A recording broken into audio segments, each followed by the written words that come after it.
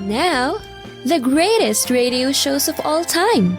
Suspense. The Shadow Node. Washington calling David Harding, counter-spy. Classic radio theater. The Great Gildersleeve. Fibber McGee and Molly. Dragnet. Gunsmoke. The Lone Ranger. Now, step back into a time machine with your host, Wyatt Cox. Good evening, friends of the Inner Sanctum. And we're recording this on Sunday afternoon, October 26th, and I am recording it very, very much off the cuff, as I had not intended to do a special today. We do have a special coming up on Friday of Orson Welles' War of the Worlds, but I had not intended to do a special podcast on the passing of June Lockhart. And that is what we are going to do. And I just blithely raised the question on a number of groups. She passed away on Friday, I believe it was, the 23rd. Or pardon me, Thursday the 23rd, at the age of 100.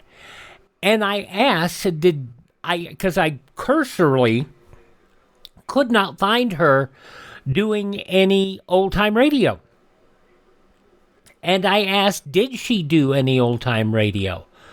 Well, I want to shout out Vince in Montana, who pointed out that Radio Gold Index showed her doing some shows.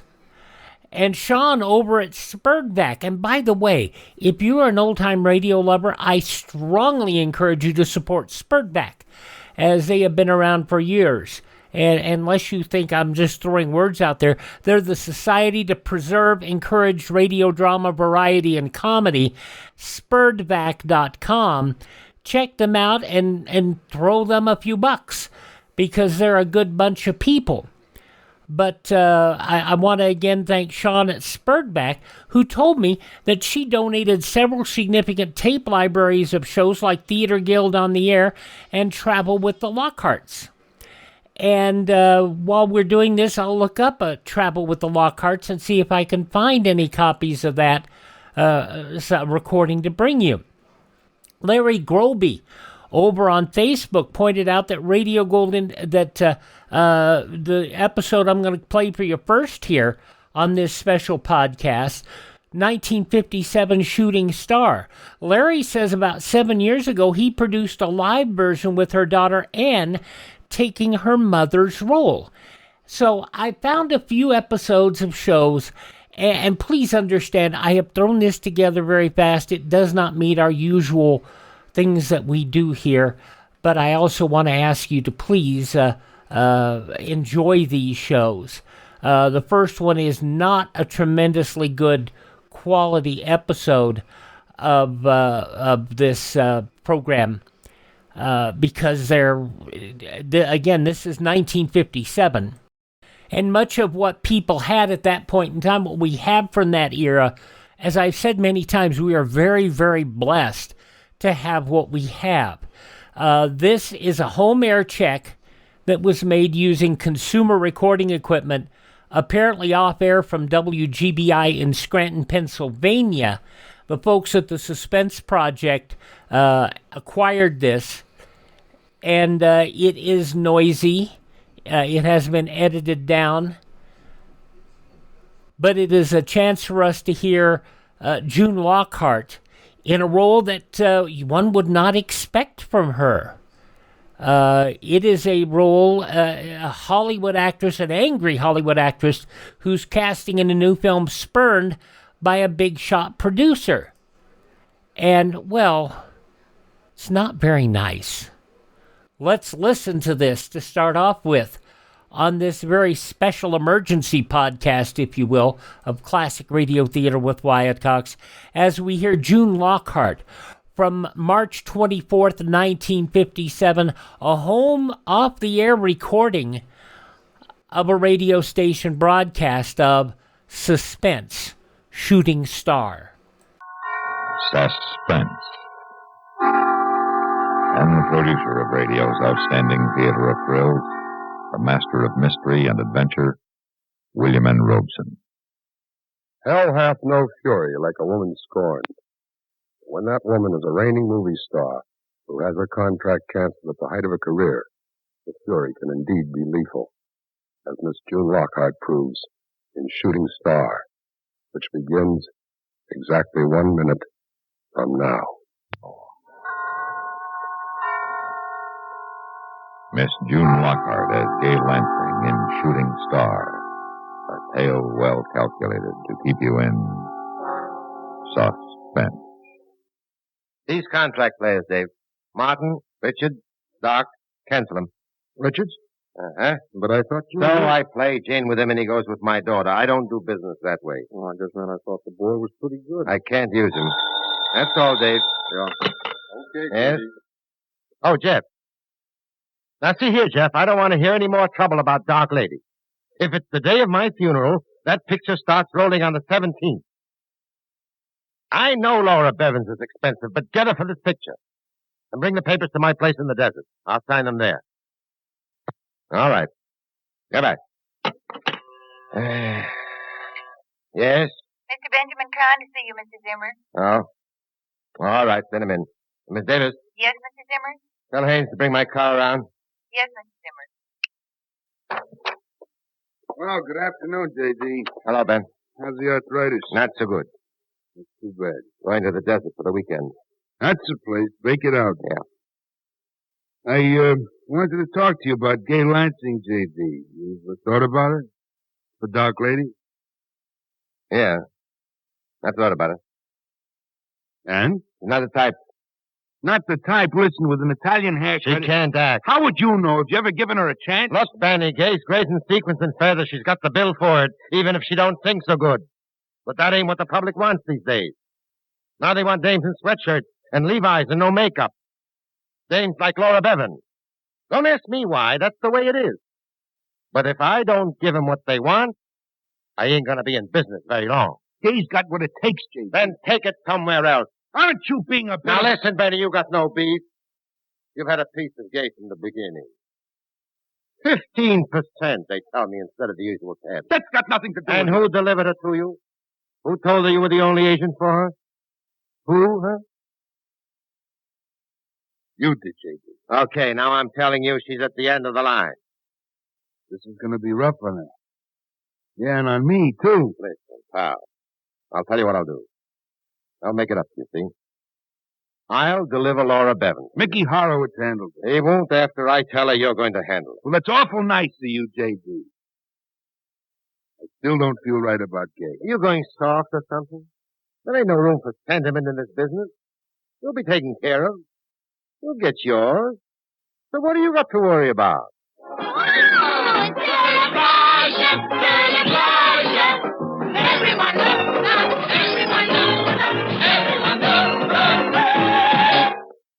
Top, that's it, friend. Get a lily, wrap it up, that's it, ladies and gentlemen. Gay! Oh, Ben, hello. I got to talk to you, Gay. Oh, come on into my dressing room where I can sit down and take my shoes off. Oh, gosh, I've never been so tired. It's harder every time, Benny. Thank heavens this dance marathon's nearly over. And thank heavens this is my last musical. Gay, I've just seen Zimmer. Oh, Benny, what did he say about Dark Lady? He said no, Gay. No. They're signing Laura Bevan. Laura Bevan? Look, what kind of an agent are you? I'm sorry, Gay, that's the way it is. So my next picture will be another super multicolored musical mishmash. Gay, they're not renewing. They're not... What? They're dropping your option. But Oh, you must be kidding.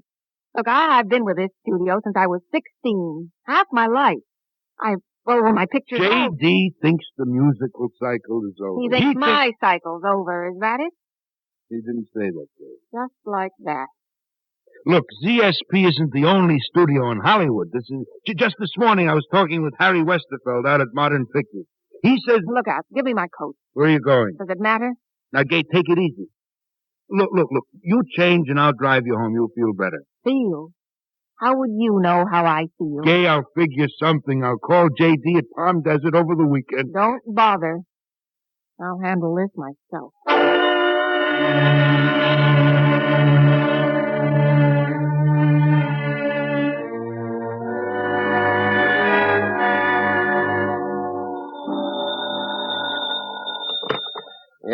Jerry?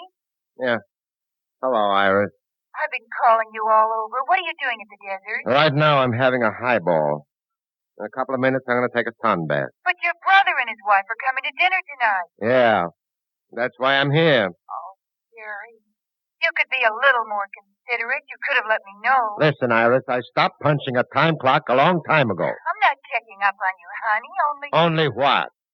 Who's down there with you? Nobody. I sent Haynes back with the car. But who'll take care of you? Get your food? I'll have my meal sent in. Honey, are you angry with me? No. I just don't want to be around when that leech of a brother of mine shows up. You know, I can't stand him. I can't either, really. I'm just trying to be polite. Okay, so be polite. And let me know when he and his wife check out. I'd much rather be with you, Jerry. Well, you know where I am. Wouldn't you like that? Just the two of us this weekend, a sort of second honeymoon? Yeah. Sounds great. You don't seem very enthusiastic. Oh, listen, honey, will you get off my back? I gotta get some sun before it's all gone. All right, Jerry. I'll talk to you later. Okay? Okay, Jerry. Hello, J.D. Yay. What are you doing here? I just drove down for a little conference. Huh? I understand you want to drop my contract. Oh. Benny told you already, huh? I'm sorry about that, Gay, but the stockholders feel... Now, I've heard that routine before. If you're not dropping me, J.D., you're drawing up a new contract for $3,000 a week. 7 years and no options. And you're giving me the lead in Dark Lady. Now, look, I Gay. want you to call the studio now and arrange it. No, Gay, you're being ridiculous. After all, in today's market, it's the exhibitors who... I mean what I say, J.D.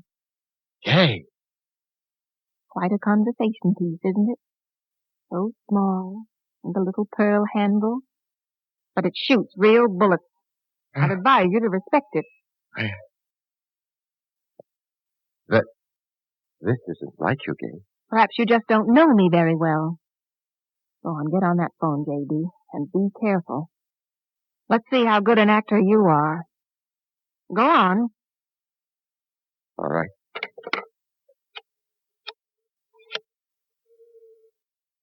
Hello, operator. Get me Hollywood 62424. Now, you know how foolish you're being, Gay wife. I even hinted to Screen Actors Guild what you... No, you can't scare me. Legal department? Mr. Mitchell, please. Now, if I tell Owen to go ahead with this, legal is going to have a mess on their hands with Laura Bevan. I couldn't care less. Hello, Owen. This is J.D. I want you to draw up a new contract for Gay Lansing. For 7 years. That's what I said. $3,000 a week. No options. The part. Put it in the contract. She's to star in Dark Lady. Put that in the contract. Right. Well, you work it out. Very good, J.D. How far do you think you can go with this, Gay? Monday morning I'll cancel that contract and you'll be blackballed by every studio in town. No. Oh, no. Because now, J.D., I'm going to kill you. Huh? Yes. I'm going to kill you, but not right away. No, you don't deserve that. I can't let you die with your complacency unshaken, your smugness unbroken. Stay back. Give me that... My arm. Oh, my arm. Oh, I think it's broken. No, it isn't. It's just twisted. You have yourself to thank for that, J.D. You had an expert teach me judo, remember? For that whack musical? Go on, get up. Dave, why don't you sit down and we'll talk this over? You think I'm crazy, don't you? No. I think you're tired. I'm quite sane, J.D. I want you to understand that. Now, let me see. Last year, you used a folding wheelchair when your knee was bad. Where is it? I don't know. The hall, maybe? We'll have a look then. Go on, J.D. Walk. Open the door. Oh, here it is. All right. Open it up and wheel it out here. Now sit down. Go ahead. Now, look. The belt off my jacket should do nicely. Now, this should hold you. And if I need you in another room, I can just wheel you there. I won't have to keep the gun pointed at. That's rude, I know. There. Are you comfortable? Hey, this is a very poor joke. Oh, I don't like to do this, J.D. I'm not a criminal. I made the phone call. Your contract is being drawn up. Now, let's have a drink and... You remember the first time you saw me? You were in the chorus of one of Daly's reviews. Not the chorus. I had a specialty. Even at first, I had a specialty. $40 a week. Oh, I thought I'd arrived. I was just 16. And then Zimmer Productions signed you up at 10 times that figure. And I made the Sunshine Girl. Do you remember how things were with ZSP in those days? The studio was bankrupt. But I saved you. Oh, they liked the Sunshine Girl. And little by little, I climbed to success. With Zimmer Star Productions on my shoulders. The favor worked both ways, Gay. How many girls attend premieres of their own picture before they're 17? And did you know how I worked for those premieres and contracts? I've danced my heart out. I even risked my life for you. You were never asked to do that. And when you had the bright idea of a dance routine on a 30-foot globe, I did it. Oh, I still have nightmares about it. The lights in my eyes. I whirl. I smile. The music goes faster and faster. I look down. I fall. It was 8 months before I danced again. Gay, you've always been a most reliable star. Oh, I have, haven't I? No undue husbands or scandals or temperament. Why break your record? You use me up and then throw me out. And you've done enough to me in my career. Tomorrow you'll be the headlines. An unfortunate accident. Huh? What are you talking about? You don't swim, do you? A villa in Palm Desert with a pool, a cottage at Cornell with a private beach, a ranch in Oregon with a private lake, but you don't swim, do you, J.D.? You wouldn't. No, not yet. Tonight I'm going to set a time. Huh? Say, 9 o'clock. Oh. That'll give you 3 hours and 40-odd minutes to think about it. They'll arrest you. You'll go to jail. Who's that? I don't know. I thought you weren't expecting anyone. Well, I'm not. Who is it, J.D.? Now, let's not play games. Maybe it's the delivery boy. I ordered some liquor. Well, I'll handle him. How? Oh, never mind. Now, look, I'm going to put you in the den and gag you. If I were you, J.D., I'd be very, very cooperative. It wouldn't bother me in the least to kill the delivery boy and then make it look as though you did it.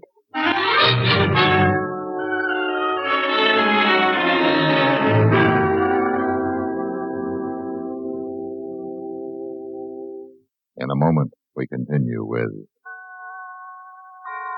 Suspense.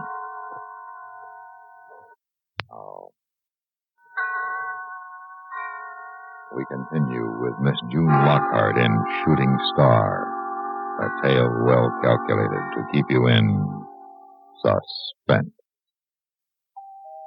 Coming. Oh. Hello. Delivery for Mr. Zimmer. Bring him in? Yes. Come in. Where do you want this stuff? Over here in the bar. You mind? No. It's, sort of hot for this late in the afternoon, isn't it? Could you use a drink? Oh. Sure. Why not? Scotch okay? Yeah. It's fine. Say, I thought Mr. Zimmer was here alone this time. He is, technically. I'm his secretary. You don't say. Mm-hmm. Here you are. Oh, thanks. Well, bottoms up? Why not? You know, you're awfully cute. Why? Get around? I'll bet you do. How'd you like to get around me? Yeah. Yeah. You gonna be here long? Well, What's that? nothing. Oh, it must be something in the refrigerator I'm defrosting. Maybe you'd better go now. Go. Now? Well, you better. Oh, that's a quick switch. Well, okay. But I'll see you again, maybe? Maybe. Yeah. Huh? Goodbye. And, give my compliments to the old man. Oh, I should be very angry with you, J.D., for knocking over that vase. I'll remember that at 9 o'clock. Meanwhile, we can take this gag off. You witch! That delivery boy. You not only want to kill me, but my reputation as well. Your reputation? Shall I tell you something about your reputation, J.D.? You're known as a heartless, grasping, slave-driving tyrant. That's rubbish. I'm a hard-working man who got ahead by his own effort. Have you? All by yourself? How about that brother of yours who lent you $400 to get started? The rather small-time brother you don't even talk to now. I happen to know one of the reasons you're here this minute is because he and his family are visiting at your house in Beverly Hills, and you don't want to see him. Why should I? I've paid that leech back 100 times. And then there was the time you took your own partner's wife away from him. He was making her life miserable. And what are you making it? You left her alone on your honeymoon, and she's hardly seen you since. That's not true. I'm a busy man, but I'm a family man, and I won't have you trying... You won't be considered a family man after the publicity you're going to get. Producer dies in love nest killing. But then you always taught me any publicity is good publicity. Even when Eric Allen eloped with someone else on the eve of our wedding, you had the publicity department make a front page ball of my broken heart. But, Gay, you can't keep down a story like that. You could have tried. You could have tried. All right, Gay, look. Let's say you win. Let's say I've made mistakes. But I can always do better. Now, right now I'm tired and hungry, and if you'll just untie me, I'll agree to forget all about tonight. What do you say? And have you go to the police the moment you're free? Oh, no. I won't. You have my word. Look, I'll put it in writing. Well, I'll think it over. I'll let you know at 9 o'clock. But you do have a point, J.D. Of course. About being hungry, that is. I am too. Starved. We'll have some dinner sent over from the hotel. Let's not. No, they'd send a waiter. And I hate crowds, don't you? Let's see if your larder is as well stocked as your bar. If you'll join me.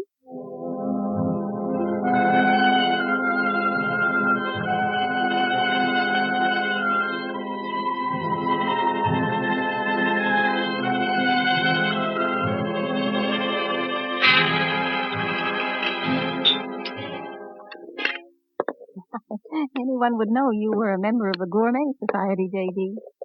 Cornish game hens, hearts of palm, and brandied peaches. Quite a snack. And it's only 7:24. You have plenty of time to enjoy it. Shall I untie you so you can eat?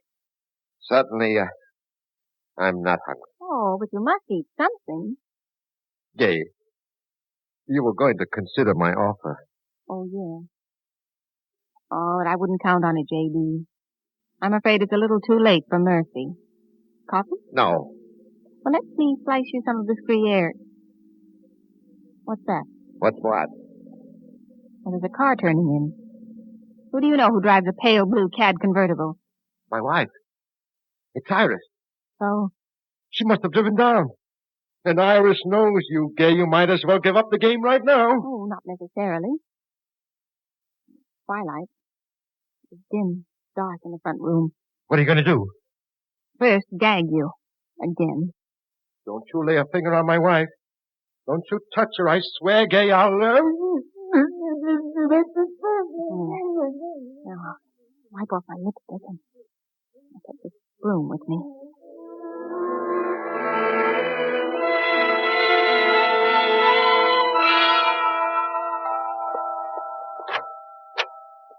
Yes, Mom? Oh, hello. Who are you? The maid, Mum, from the hotel. Mr. Zimmer, he wanted some cleaning up done. Oh, I see. I'm Mrs. Zimmer. I forgot my keys. Where is Mr. Zimmer? Out. Out? To dinner. But I thought... Where was he going, did he say? Oh, I wouldn't be knowing. Oh, some club somewhere. The Palm Club? Tennis Club? Oh, that might be it. No, the tennis club. Oh. Well, I'll drive over and join him. After a drink of water, that drive through the desert is simply hard. Oh, wait, I'll get it for you, Mum. I know, don't bother. I'll just run out to the kitchen. Oh, well, I was that worried I was about his going out. Him with the mark of the grave on him. The mark of the... What are you talking about? Him with a shadow in his eyes and the pain not 10 minutes gone from his heart. And will he get to bed and let me bring him something? Oh, not him. A telephone call and whoop, off he goes. Are you trying to tell me my husband had a heart attack? It was just a slight one. When did this happen? Oh, why, not 10 minutes after I got here, Mum. Oh, I knew it this morning. I was born with a call, and I had the feeling. The minute I opened my eyes, I says, there'll be trouble this day. I says... Oh, do be quiet. I better get over there. Just leave the latch off the door. We won't be late. Hoping you're not too late, Mum. Goodbye.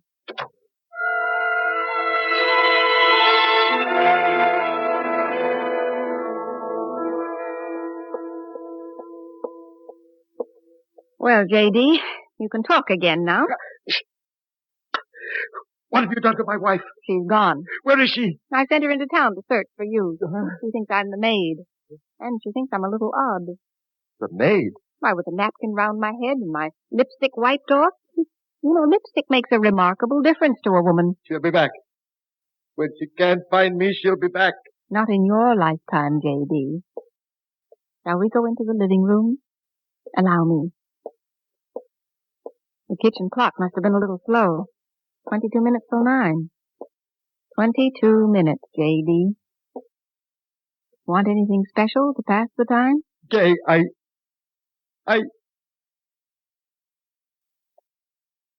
No.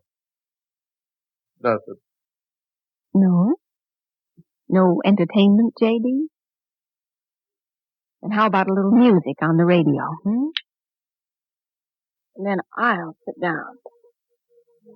We shall have 21 minutes to wait. I'm really very tired. Odd how much planning a murder takes out of one.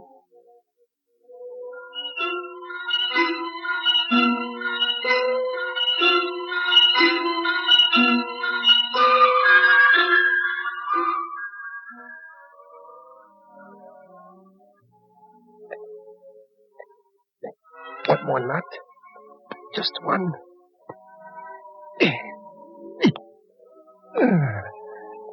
Oh, my hand's free. There. Get me the police. Quickly. Too late. Put down that phone. You thought I was asleep, but I wasn't. You might say that I was acting. It's 9 o'clock, J.D. No. Get up and walk towards the pool. Gay. Now, don't make me shoot you here. Get out of that chair. Gay, please. Listen to me. Gay, I've been wrong, but I'll make it up to you. You can have anything. Money, parts, anything. Gay, don't. Not my life. Don't take my life. I beg you. I beg you. Don't. All right, J.D. The audition's over. It was rather drastic, perhaps. And I'm sorry, but it was the only way I knew. Gay? Just an act. It was all an act, J.D. The threat.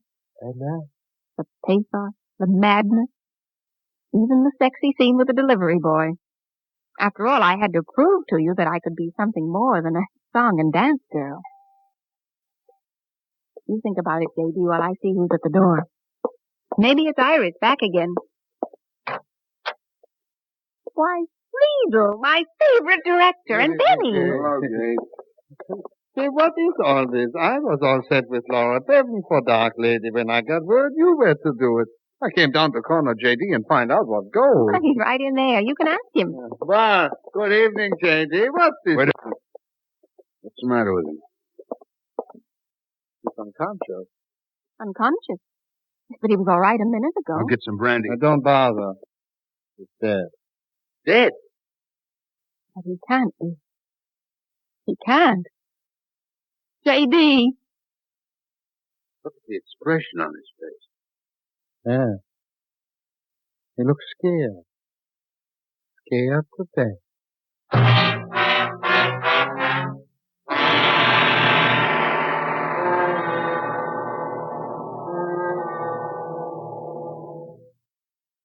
Suspense, in which Miss June Lockhart starred in William N. Robeson's production of Shooting Star by Ruth Bourne. Listen. Listen again next week when we return with Jeff Chandler and another tale well calculated to keep you in suspense. Supporting Miss Lockhart in Shooting Star were Ellen Morgan, Joe DeSantis, Shepard Menken, Dick Crenna, and Hans Conried.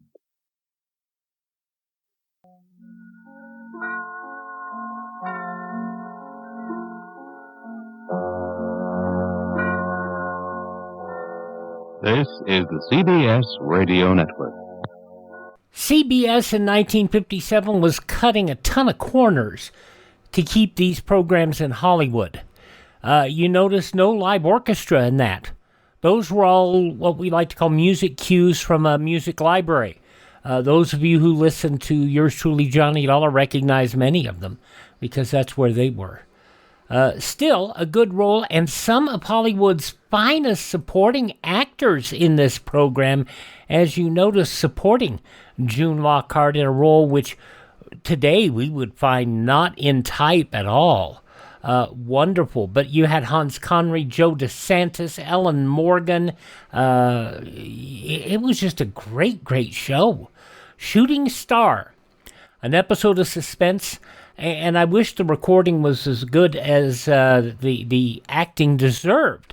I join with our friends at the Suspense Project, and by the way, you can find them. They don't even have a proper URL. You can find them at the suspenseproject.blogspot.org and go and enjoy them. I'm going to do two other things here today, at least. And I'm debating putting on an episode of the Sears Radio Theater, despite the fact that it's from 1979. And it's one that June Lockhart starred in, the Sears Radio Theater. But first, I'm going to take a quick break because we still have bills to pay. And we will bring you on this emergency podcast celebrating the passing of June Lockhart at 100 years old with a 1944 production of the Cavalcade of America. And that'll be coming up next. Let me remind you of our friends over at Professor B's digestive aids that we have talked about for a long time. Let me tell you that a fellow got sick in cancer. And of course, when you are dealing with cancer and chemotherapy, it mucks with your entire system, including your digestive system. This gentleman developed Professor B's digestive aid to support that gut health. And it helped. And it's simple. It's only 2 ingredients. It's not a whole bunch of chemicals. It's simply honey and apotheria. And they soothe your digestive discomfort, and they support your digestion. Check it out at profbees.com. That's profbees.com. There's a link in the show notes, and there's also, you will find it at classicradio.stream. Check it out. Professor B's Digestive Aid. Use our promo code Wyatt. We not only get a piece of the action to help support the show, but you save 10% and get the best price on Professor B's Digestive Aid. profbees.com, promo code Wyatt, W-Y-A-T-T. Check it out. Now, we're back in just a moment.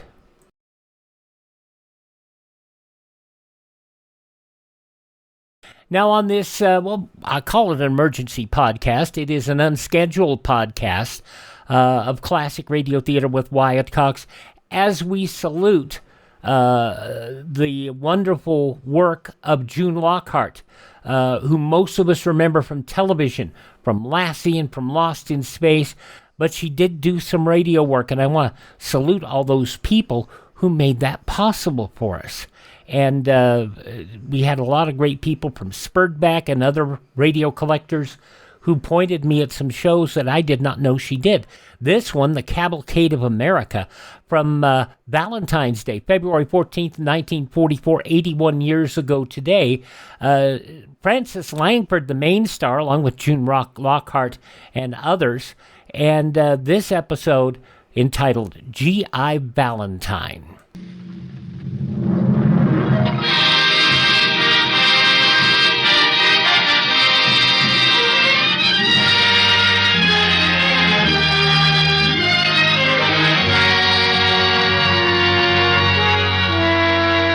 Cavalcade of America, sponsored by DuPont, maker of better things for better living through chemistry, presents Frances Langford, June Lockhart, and Tony Romano in G.I. Valentine.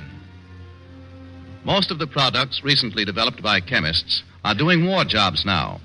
There is one new discovery, however, that is available to help you keep your home bright and cheerful.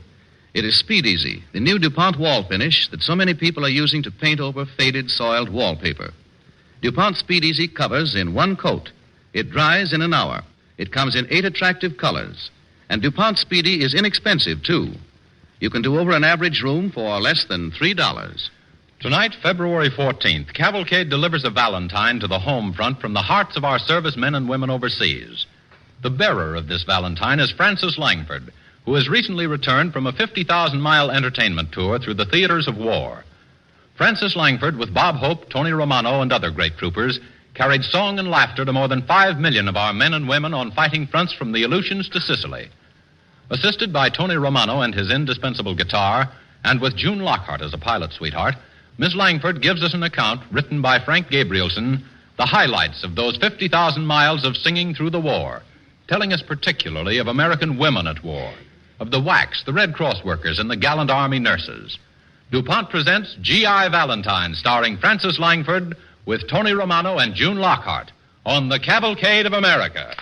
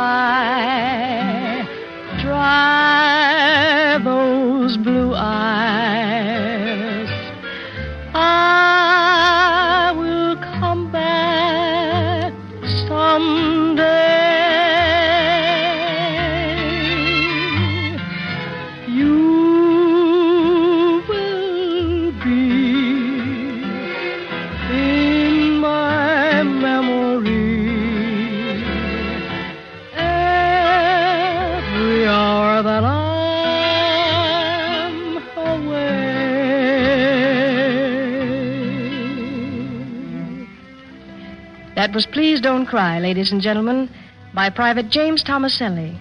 And I sang it for Jimmy's girl as a kind of valentine from him. He brought the song to me one day after a show we gave in an American camp somewhere in England.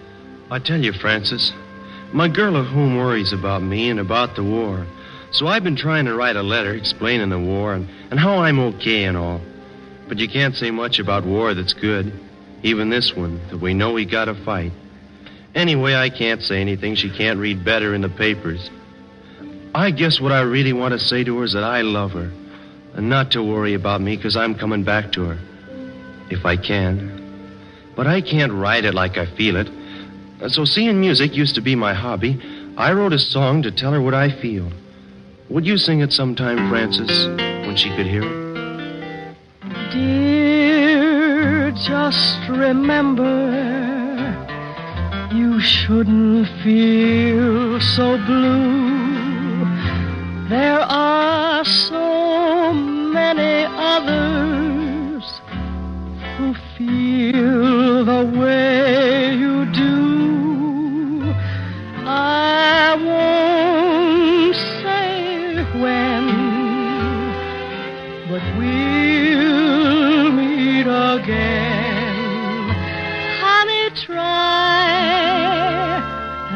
And please don't cry.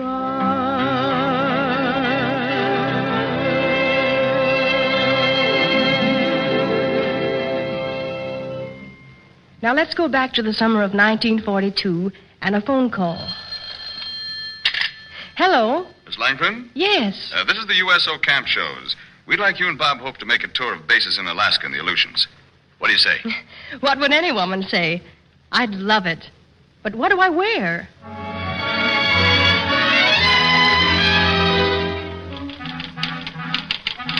On your forthcoming trip for the purpose of building morale in the armed forces, you're advised to take a fur coat, slacks, heavy sweaters, woolen socks, and woolen underwear. If desired, one heavy, practical, warm wool dress may be taken. So that was the wardrobe I took. And the first night we were in Alaska, we were asked to a party at the Officers Club in Fairbanks. They wore their uniforms, and I was the glamour girl who was supposed to uplift morale. I felt like Cinderella at 5 after 12. Seriously, though, it was wonderful to see those girls in their neat dress uniforms. That same afternoon, I'd seen them working endlessly in their wards. But tonight...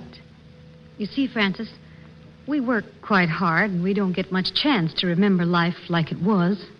And we hope it's going to be again. So when we get an excuse like this dance, well, we go all out feminine. Personally, I'm in this war so I can call my lipstick, as well as my soul, my own.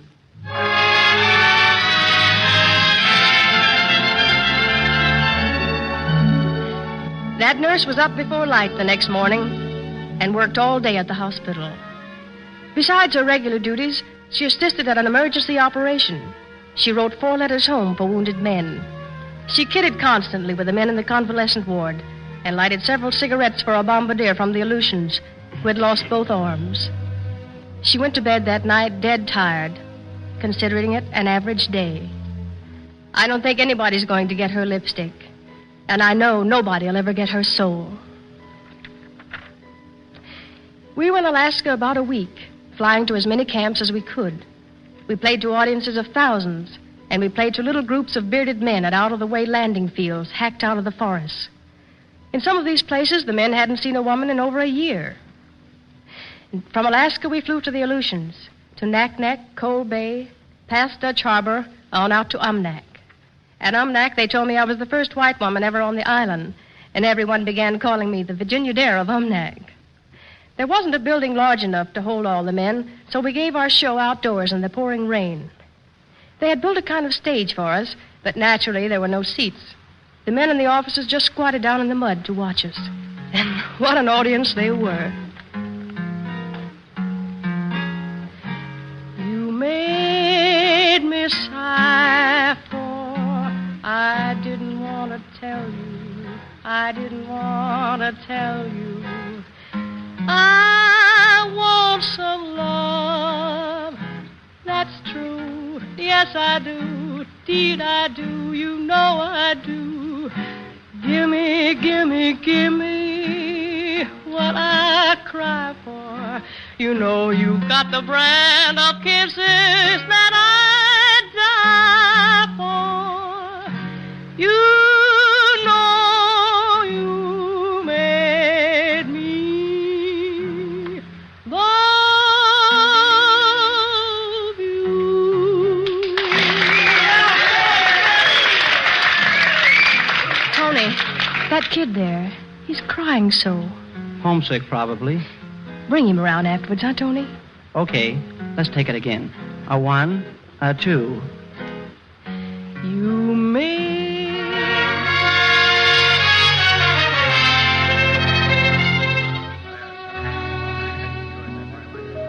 Well, congratulations, Miss Langford. A great show. Thanks, Colonel. I hope the boys liked it. Liked it. They loved it. Francis, can I see you a minute? Yes, Tony. Will you excuse me a minute, gentlemen? Why, certainly, Miss Langford. Yes, I found the kid you wanted to see, Francis. Oh, good. Fanny, this is Eddie Riggs. Hello, Eddie. How do, ma'am? You better call me Francis. Ma'am really makes me feel like Virginia Dare. Yes, ma'am. You're in the Air Force, I see. Well, Meteorology. We take care of the weather. You must have your hands full up here. This rain. 261 6/10 inches a year. Is it interesting work? Yes, ma'am. Francis. Say, where are you from, Eddie? Chanute, Kansas. You know, I'll probably be in Kansas this winter. We play camps all over the country at home, you know. Say, would you like me to call up your folks and tell them I saw you? Oh, that'd be a bother for you. Oh, no. I'm making calls for a lot of the boys. Well, if you really could, it'd be fine.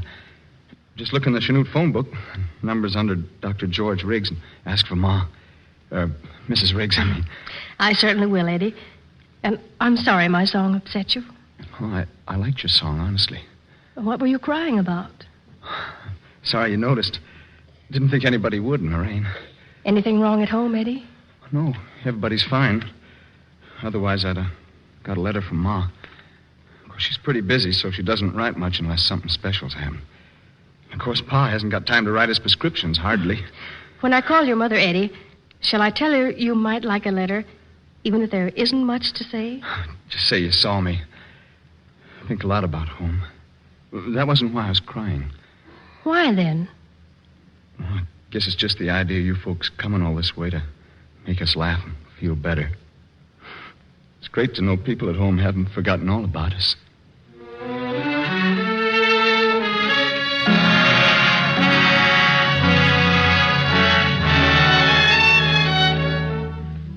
Last June, we started out again, this time for England.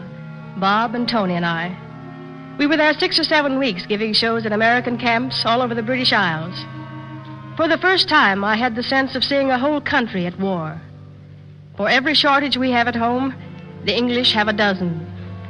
It's pretty hard to be complacent about a war when you've had it in your own backyard. And the English have.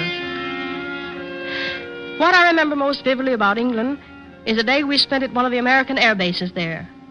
Before sunrise, we stood on the field and watched 45 fortresses take off on an undisclosed mission. We counted them out one by one as they moved down the runways and took the air. 45 went out. How many would come back?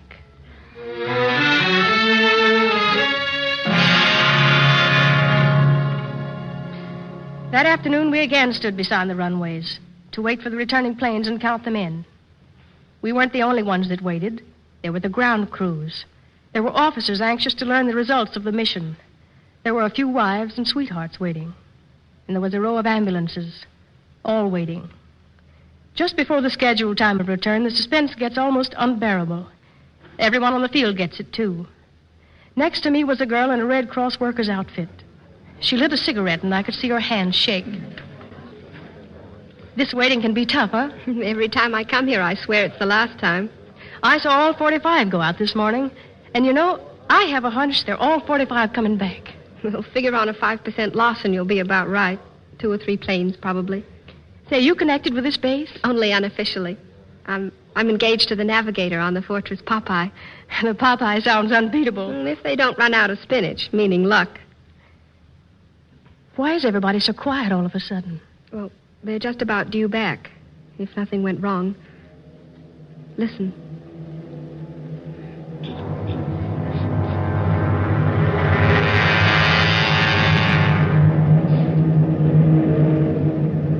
And they were coming back, fortress after fortress.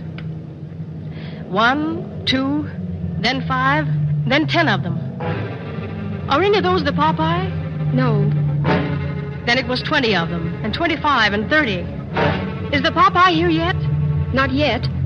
Then it was 32, 35, 37, 38. Are you positive the Popeye hasn't landed? Positive. Oh, look. Look, here comes 39 and 40. But that's not him. How can you tell from this distance? I know his plane. After number 40 hit the field, they seemed to stop coming. Oh, they can't have lost 5. No, here's another, and one more behind it. That's 42. That's 3 lost. Well, that's not too bad. Is his plane one of those 2? I can't tell yet. Oh, wait. There are another 2 back of them. That's 44. Out of 4, one is bound to be the Popeye.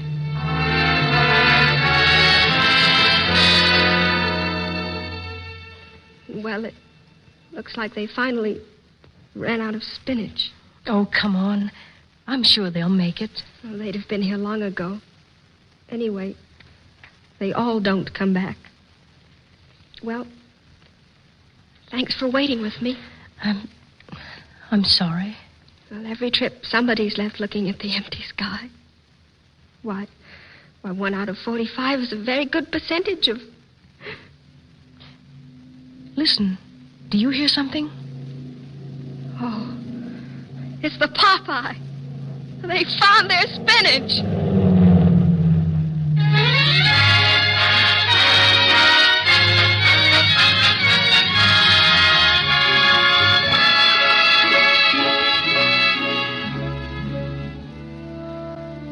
The Cavalcade of America, sponsored by DuPont, maker of better things for better living through chemistry, is bringing you Francis Langford with Tony Romano and June Lockhart in G.I. Valentine, a first-hand account of Miss Langford's travels on 3 continents to sing for our fighting men and women. She has told us how, with Bob Hope and Tony Romano, she visited our forces in Alaska, the Aleutians, and the British Isles. From England, they headed for North Africa, where Francis resumes her story. Africa was everything I expected, but more so. More heat, more sand, more strangeness. At our first show there, the temperature was something over 130 in the shade, but there wasn't any shade. After the show, we had about 2 hours before we left. I was tired and wanted to rest, so some wax stationed there took me to their barracks so I could have a nap. A nice, long nap. Oh, you girls, I've been trying to wait to find out how things are going. How long are dresses now? How about these ration points? Can you or can't you get nail polish? Well, dresses are about to... Here. Oh. Can you get nail polish? Well, that's not too tough. But face tissue is murder, huh? Murder is right. You know, when I get out of this girl's army, I'm just going to a beauty parlor and stay. Who's the big star of entertainment now, Francis? Present company accepted. Well, I'd say Sinatra. Who? Frank Sinatra. What does he do? Why, he's a singer. I never even heard of him. Well, me neither. It shows you. Time goes by. Francis, why aren't more girls at home joining the wax? Oh, do we have to talk shop? Well, I want to know. Why aren't they, Francis? Oh, pay no attention to Ryan, Francis. She thinks it's smart to gripe. She's only the best soldier in the outfit. What's tough about that? Why, last month she could have had leave home, and she wouldn't take it. Well, why should I go where I can't get face tissue or bobby pins? That's too tough. Don't let her kid you, Francis. She's crazy about the outfit. Say, Francis, you got a picture of yourself you can spare? Sure, Ryan. I'll autograph one for you. Oh, no. Don't sign it. I'll do that. You'll sign my name on the picture? No, my own. I want to send it to a guy I'm corresponding with. Then it's somebody you've never met. Yeah. His lodge writes to wax. But what'll happen when you meet him? How is he going to like you signing my picture? Oh, he won't have any kick coming. You know what he sent me with his name on? A picture of your husband, John Hall. Oh, no! Say, what time you got? 10 past. Holy cow, I got to write my letter. See you after you had your nap, Francis. You bet, soldier. A real G.I. Josephine, that gal. Is she really going to write to that man? Oh, that's just for laughs. She's going to write her brother now. He's got a bum lung or something, so the Army wouldn't take him. He feels kind of bad about it, so Ryan is always writing him. Her brother is why she joined up. She figured if he couldn't fight, that she should. Then Ryan really likes the Rex, huh? She loves it. And if only they'd let us use guns, she'd be the happiest girl in the world.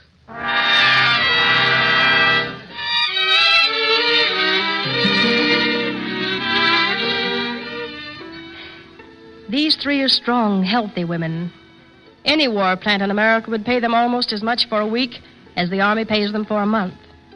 In this country, of course, they would have to face point rationing, gas rationing, shortages of non-essential goods, and the income tax. But they would be home and they would be safe. Instead, these girls, on their own free will, chose a job that brought them to blistering Africa and air raids and no extra pay for overtime. Private Ryan, even before you get to that beauty shop, you look mighty good to me.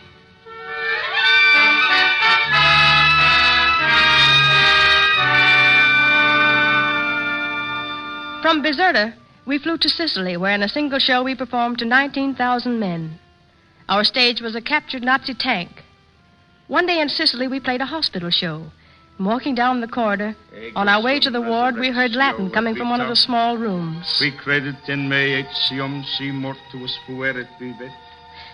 It was a Catholic chaplain administering the last rites. But we went on to the ward and did our show, and the wounded men enjoyed it very much. In this same hospital the next day, a nurse walked by me carrying a tray. Here, let me help you. I'm all right. Oh, sit over here. Thanks. I'll get a doctor. No, don't. I'll be all right. A minute. I'm going to get a doctor. No, please. I just need to rest a minute. You need to lie down, and you need a doctor. No, wait, please. I don't want a doctor. What do you mean? I mean, they might send me home. Maybe they should send you home. No, it's nothing serious. Just that I guess I'm getting older. Please, let me get a doctor. No, look, Miss Langford. I'm a nurse. I've been a nurse for 25 years. I know what I need and what I don't. Oh, thanks for being worried, but nothing's going to happen to me. Give me a hand up, please. Well, at least you can rest a while. You're married, aren't you, girl? Yes, I am. So was I. My husband died in a French hospital in the last war. I don't know quite how he died, but maybe if he'd had a little better care, he wouldn't have. And if I sit here resting, well, what happened to my Fred might happen to some of these boys. I see what you mean. I talked with one kid in the ward who'd only been married a month before he came overseas. A month? Hey, Fred and I were married just the day before he sailed for France. Nice. Coming.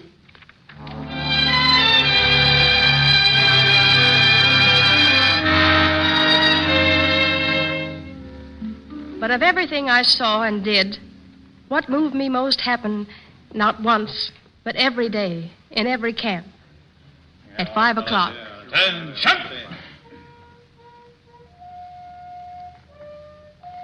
The flag was lowered. And in the faces of men, you saw what this was. It was home. It was Main Street.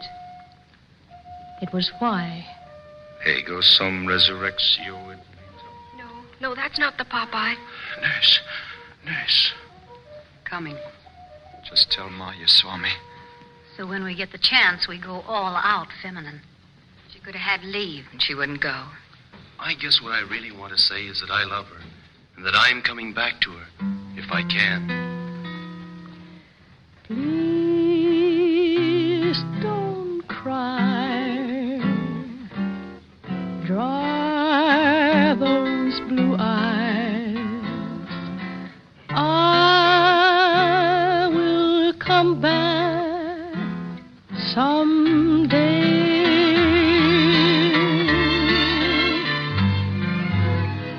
You will be in my memory every hour that I'm away.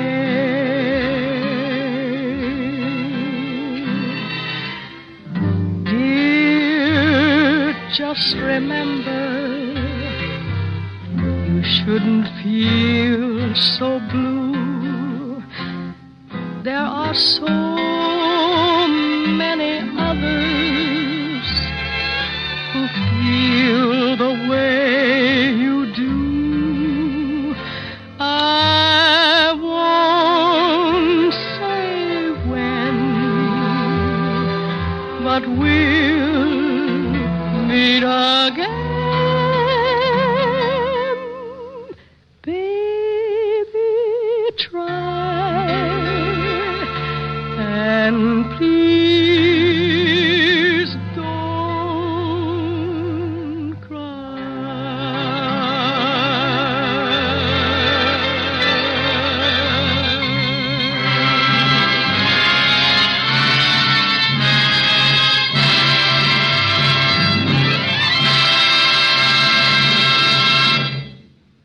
The DuPont Cavalcade thanks you, Francis Langford, June Lockhart, and Tony Romano, for your report to us and appreciates the fine work you and all the entertainment world are doing to brighten the days of our fighting men. Miss Langford has something to add to her report and will return to the microphone in just a few moments. Meanwhile, here is Gain Whitman speaking for DuPont to tell us of an interesting chemical treatment for seeds that benefits us all, whether we are farmers or not. Eating, somebody has remarked, is a habit. It certainly is. And it isn't limited to any one country either. The men and women and children of all nations have a firm, fixed habit of eating. So food must be grown for them to eat. And we've learned in this war that every extra ton of food we can produce is precious. Here is good news for the farmers of North and South America, and good news for all of us who eat what the farmers grow. Realizing their vital importance, this year enough mercury has been released to enable DuPont and other chemical companies to manufacture a full 1944 supply of mercuric seed treatment compounds for farmers. Whether you are a farmer or not, this affects you. It affects both the amount of food you will have in 1944 and the price you will pay for it. Take cotton, for instance. Cotton isn't a food crop? Oh, yes, it is. Cotton seed is every bit as important as cotton fiber, because cotton seed is used in manufacturing many cooking oils and kitchen shortenings. Cotton farmers can plant their seed earlier, getting ahead of their dreaded enemy, the boll weevil, by using a seed disinfectant like DuPont Sirisan, which gives the seed a protective coating. This coating safeguards the seed even in cold, damp soil in the early spring, and makes it unnecessary for farmers to replant their cotton several times when soil conditions are unfavorable. Seed costs money. So does fertilizer. So does labor. All of them, in wartime, are hard to find. Seed treatment, treating seed with chemicals before it is planted, usually means bigger crops of better quality. Wheat, corn, beans, potatoes, practically every food plant known has its own diseases, carried in many cases on the seeds themselves. If nothing is done to combat them, these diseases reduce the amount of marketable food produced per acre. Now there are available not only different mercury seed disinfectants, but also a new seed treatment which contains an organic product and no mercury. This is Arasan seed treatment. Arasan is an effective product for peanuts, corn, and certain vegetables. More and more farmers everywhere in the world are learning the value of seed treatment. So it's good news that in 1944, enough seed-treating compounds to fill our needs will be available. Seed-treating chemicals help to increase the United Nations wartime supply of food, deserve honorable mention among DuPont's better things for better living through chemistry. And here is the star of tonight's cavalcade, Frances Langford.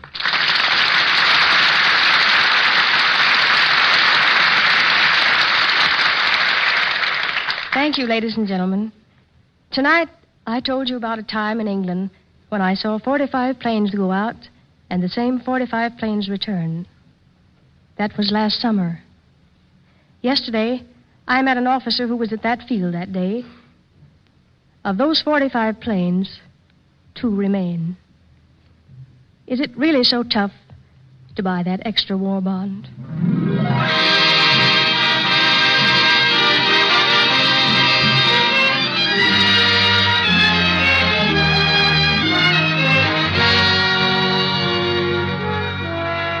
Next week, on the eve of Washington's birthday, DuPont presents Guy Kibbe, Dick Foran, and Wendy Barry in The Purple Heart Comes to Free Meadows, the warmly inspiring story of a young sergeant just returned from the war and a New England village eager to honor the first village boy to win the Purple Heart.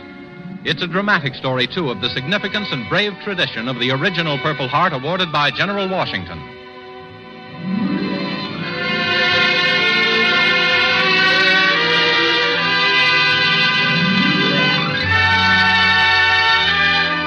Frances Langford appeared on Cavalcade tonight through the courtesy of RKO Pictures. June Lockhart appeared through the courtesy of Metro-Goldwyn-Mayer, whose current production is Madame Curie. This is James Bannon sending best wishes from Cavalcade sponsor, the DuPont Company of Wilmington, Delaware, who invite you to join Cavalcade's audience next Monday when Guy Kibbe, Dick Foran, and Wendy Barry will be starred in The Purple Heart Comes to Free Meadows, the story of the Purple Heart and the brave tradition that surrounds it down to the present day.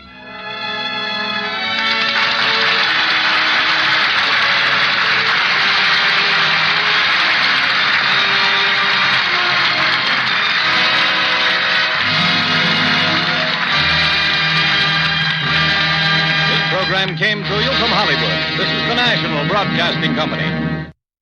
Now, I'm going to do another episode, that Cavalcade of America, 81 years ago during World War II, February 14th, 1944. We're going to do another episode of Cavalcade of America from 1947. This episode entitled Diamonds in the Sky, and that's next.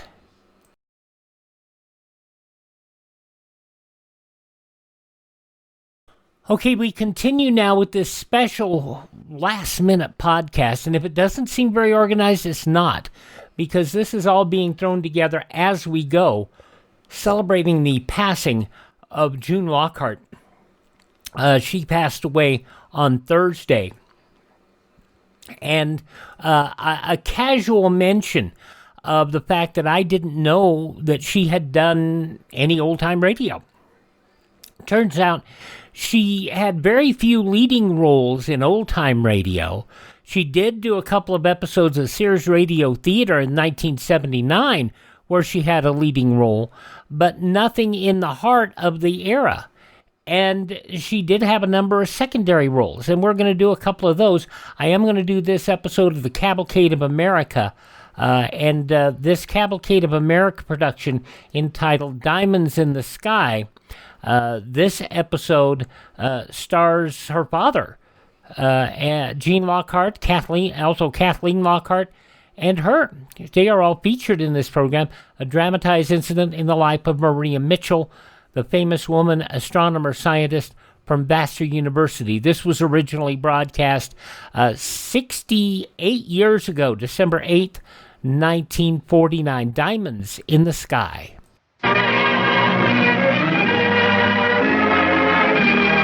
Tonight, the DuPont Company brings you Diamonds in the Sky, starring June Lockhart, together with her mother and father, Kathleen and Gene Lockhart, on the Cavalcade of America.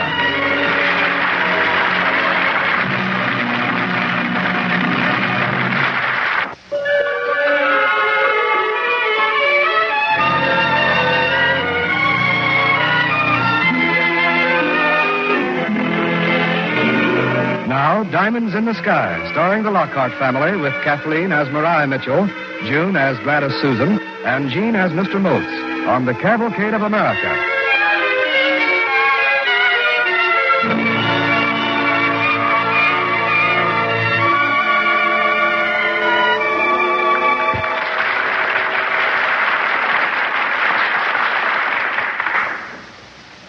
Young ladies of Vassar College, this is the very last time I shall stand on this platform and speak to you, as I have done so many times in the past 23 years.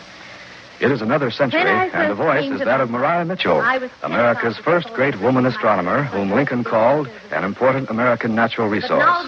She is addressing the students at Vassar College the day she retires from the faculty. I leave here with something less than elation. I've loved being one of you. Loved being one of you, although there was a time. It was back when I was a mere slip of a girl. A mere slip of a girl of 47. I was in the observatory in the backyard of my home in Lynn, Massachusetts. It was a lovely, cloudless, moonless night in summer of 1865, and I remember I was examining two nebulae in Leo through the telescope.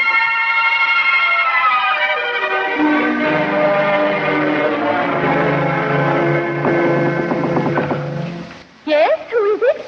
Miss Mitchell, Dr. Sanderson. Dr. Sanderson. Now, am I disturbing you? Oh, no, not at all. Come in. So this is the famous observatory. Well, it's where I work. But why didn't you let me know you were coming? I wanted to surprise you. I'm flattered you thought of coming to see me. It's really quite a trip. Yes, and I came on a very special mission. The students, faculty, and alumni of Vassar want you back. And I'd better warn you, they have sent me with instructions to bowl you over. And I'd better warn you, Doctor, that I don't bowl over very easily. I'm content and busy here. I'm sure Vassar can struggle along without me. But do sit down, Doctor. Thank you. But, Miss Mitchell, I assure you would have your observatory at the college, too. Time to continue your researches and more money than you could ever earn by writing. Why won't you come? I must take your point scientifically, Doctor. Point one, I have enough money. But I mean for clothes or hats or whatever women... Oh, everything I own is so ugly, and I'm so ditto. that a few dollars more or less couldn't make me look better even in a storm. Point 2, Doctor? Well, the good you could do toward furthering the education of women. No, Doctor. Suppose you suggest a professorship at a men's college. I could do something for women's education if that's what you're offering me. I'd teach men how to boil their own breakfast eggs, for instance, and a few other things. Point 3, Doctor? I fear I am not bowling you over. Yes, who is it? Miss Mitchell. It's Mrs. Remsen here and Mrs. Moe. Oh, Mrs. Remsen and Mrs. Moe. Well, ladies, please come in. Oh, thank you, Miss Mitchell. Oh, my goodness, I didn't know you had a visitor. I'm so sorry if we are disturbing you, Miss Mitchell. Ladies, this is Dr. Sanderson. Mrs. Remsen, Mrs. Mote, Doctor, two of my neighbors. Mrs. Remsen, Mrs. Mote. Miss Mitchell, we'll only stay a minute. Yes, it's about a horoscope, Miss Mitchell. A horoscope? Yes, you see, well, you remember my daughter. And my son, Sam. Maybe you never met him. They got married a year or so ago, and they've just had a baby. It's a girl, and they've named her after us. Gladys Susan Mote. Gladys for me. And Susan for me. Isn't that sweet? Well, congratulations, ladies. I hope you'll send her to Vassar when she's old enough. Yes, thank you. Congratulations to both of you.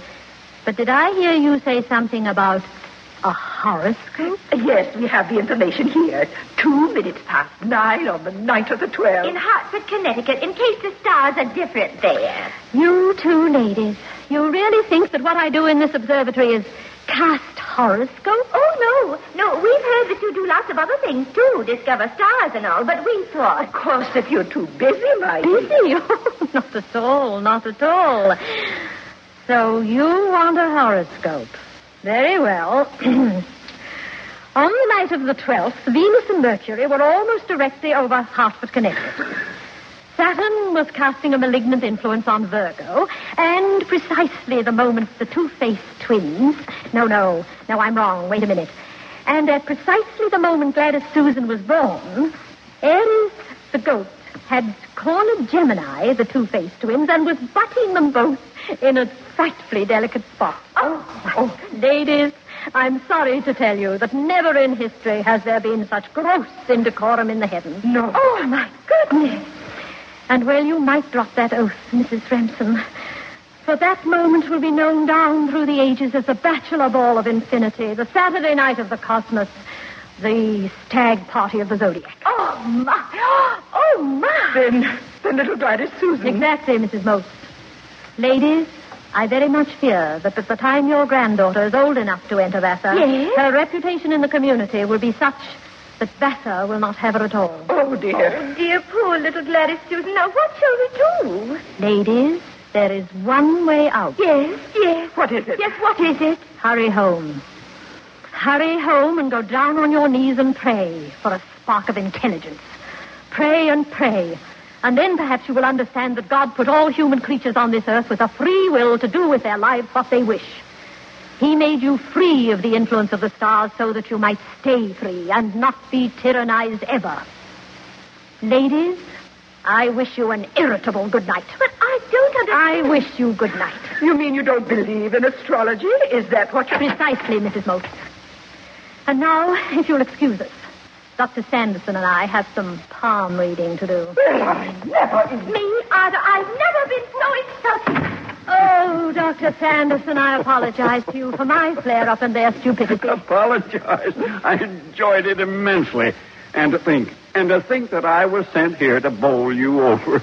Doctor, I have a message for Vassar if you'll be good enough to take it. Yes? What is it? I think now that perhaps female education in this country needs every ally it can get. Doctor, you may report to the faculty that I have been bowled over. Very thoroughly bowled. I accept.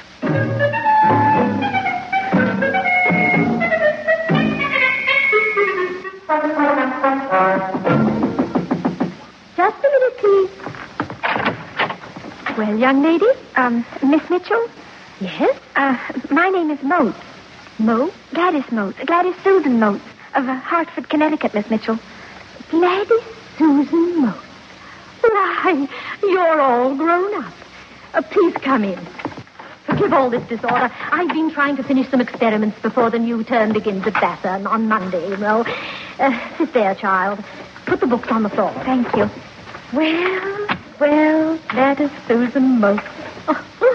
You're a pretty wide-eyed little thing. And you're wonderful looking. Oh. You've been about the most important thing in my life.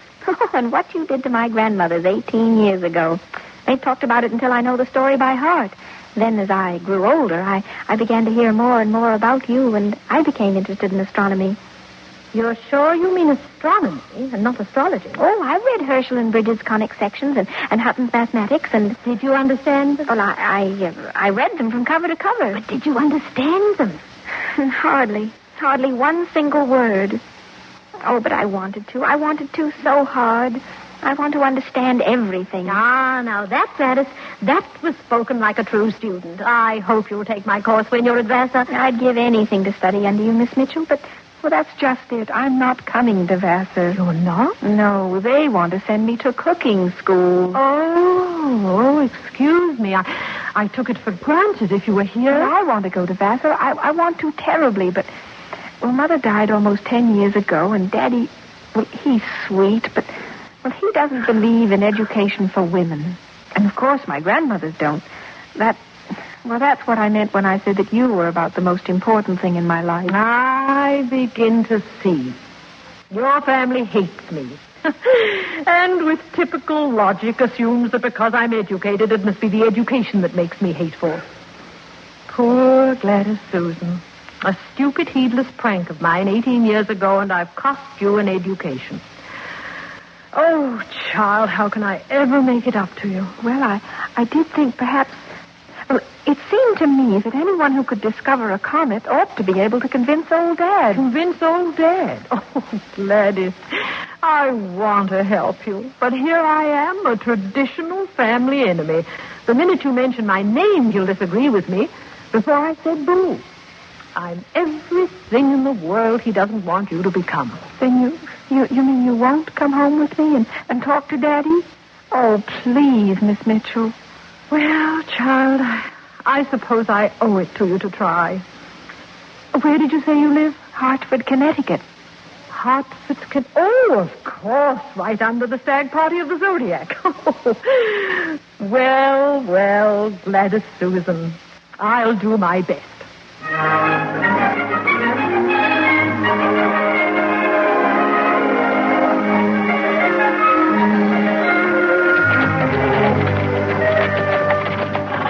There, Miss Mitchell, the big gray house. That's us. I don't know what I'm going to say. What will your father do when he knows who I am? Well, I thought I wouldn't tell him who you are at first. You said yourself as soon as he hears your name that... But how are you going to introduce me? Well, as our new housekeeper. Housekeeper? Gladys, are you mad? Well, you see, Daddy sent me to pick up a new housekeeper. He's written her letters and everything, but he's never seen her. So why couldn't you be Minerva Higginbottom? Just until we can catch him in a good mood. Minerva Higginbottom. Gladys, I think you're out of your mind. I've not lived 65 years to become something called Minerva Higginbottom. Ooh, there. Here we are, ladies. Here we are indeed. Where are we? Well. You're late getting back, Gladys. Hello, Daddy. Daddy, this is... Yes. Miss Higginbottom, of course.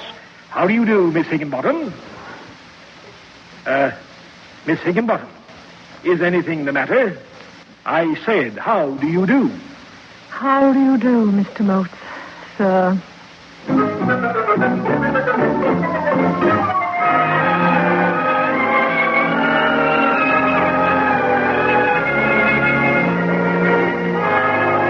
Listening to Kathleen, June, and Gene Lockhart in Diamonds in the Sky on the Cavalcade of America, sponsored by the DuPont Company, makers of better things for better living through chemistry.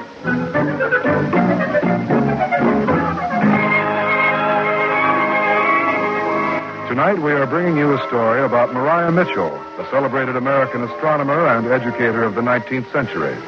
Maria has been induced by young Gladys Motes to come to her house and act as housekeeper so that she might get a chance to persuade Gladys' father to send her to Vassar College, where Maria is teaching. We continue as Maria is being shown to her room.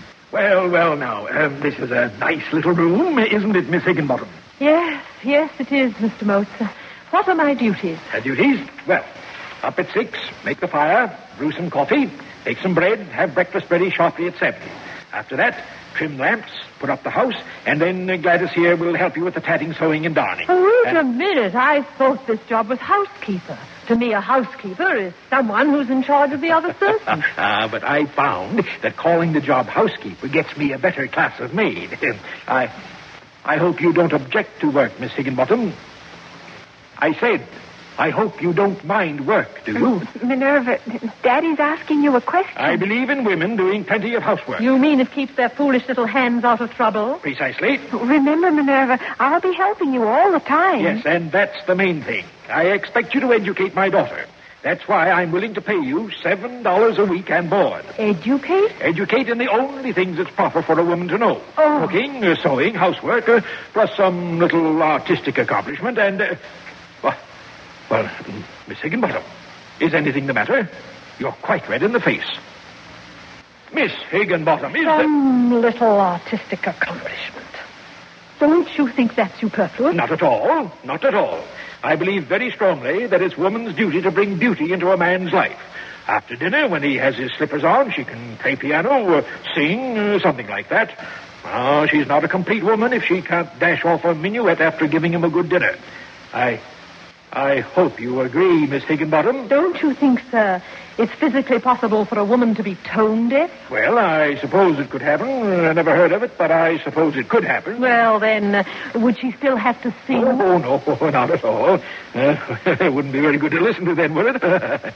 No, indeed. She could do, well, pretty things, bright pieces of string. And I like colors myself.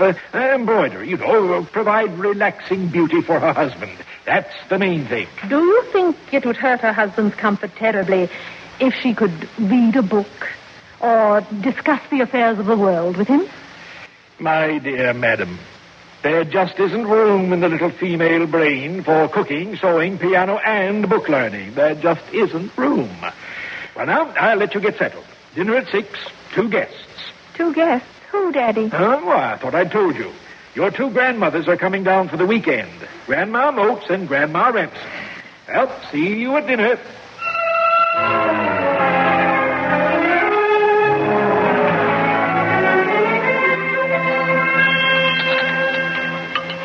Well, Mother, now how about some more of this pudding? Oh, I couldn't. I just couldn't. Well, how about you, Grandma Remsen? I couldn't eat another mouthful, Sam, and I do think your new housekeeper's a jewel, Sam, just a jewel. Well, I must say, that's as good a dinner as was ever set before a king.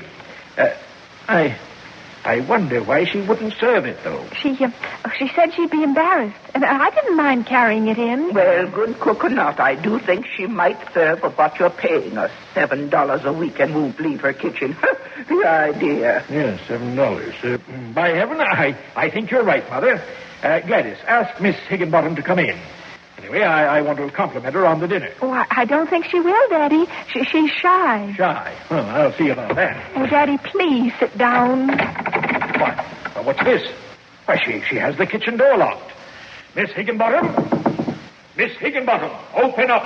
Now, what is it you're wanting? Why, she didn't have an accent 2 hours ago. Oh, it comes and goes.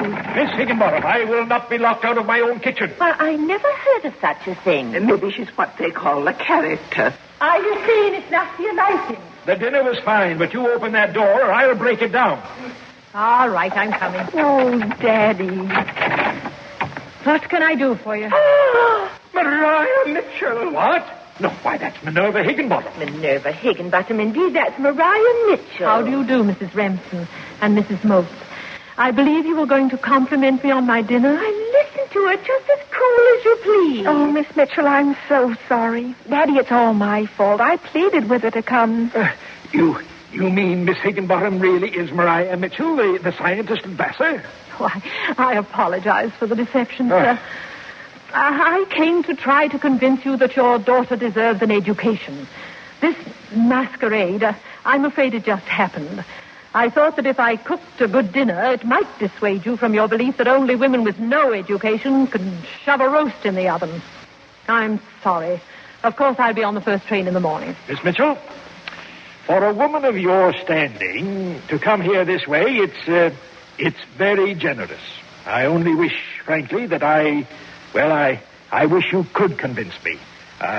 It's no pleasure to me, ma'am, to deny my daughter her heart's desire. Let me ask you, Miss Mitchell. Can you play the piano? Unfortunately, sir, I am tone deaf. Well, can you do embroidery? That sort of thing. I can turn a hem, Mr. Motes. I'm afraid fancy sewing always bored me. Well, madam, your honesty becomes you, but I'm afraid your answer is just what I expected. I think, under the circumstances, we'd better say good night. Miss Mitchell, we'll be honored to have you stay with us. Gladys, Miss Mitchell will share your bedroom. And now, good evening, ladies. Mr. Motes, you're being very kind.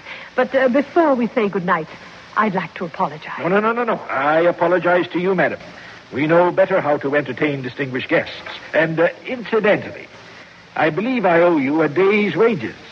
I'll send a check for $1 to your favorite charity. If you don't mind. That's the hardest dollar I ever earned in my life. I would like it myself. And in cash.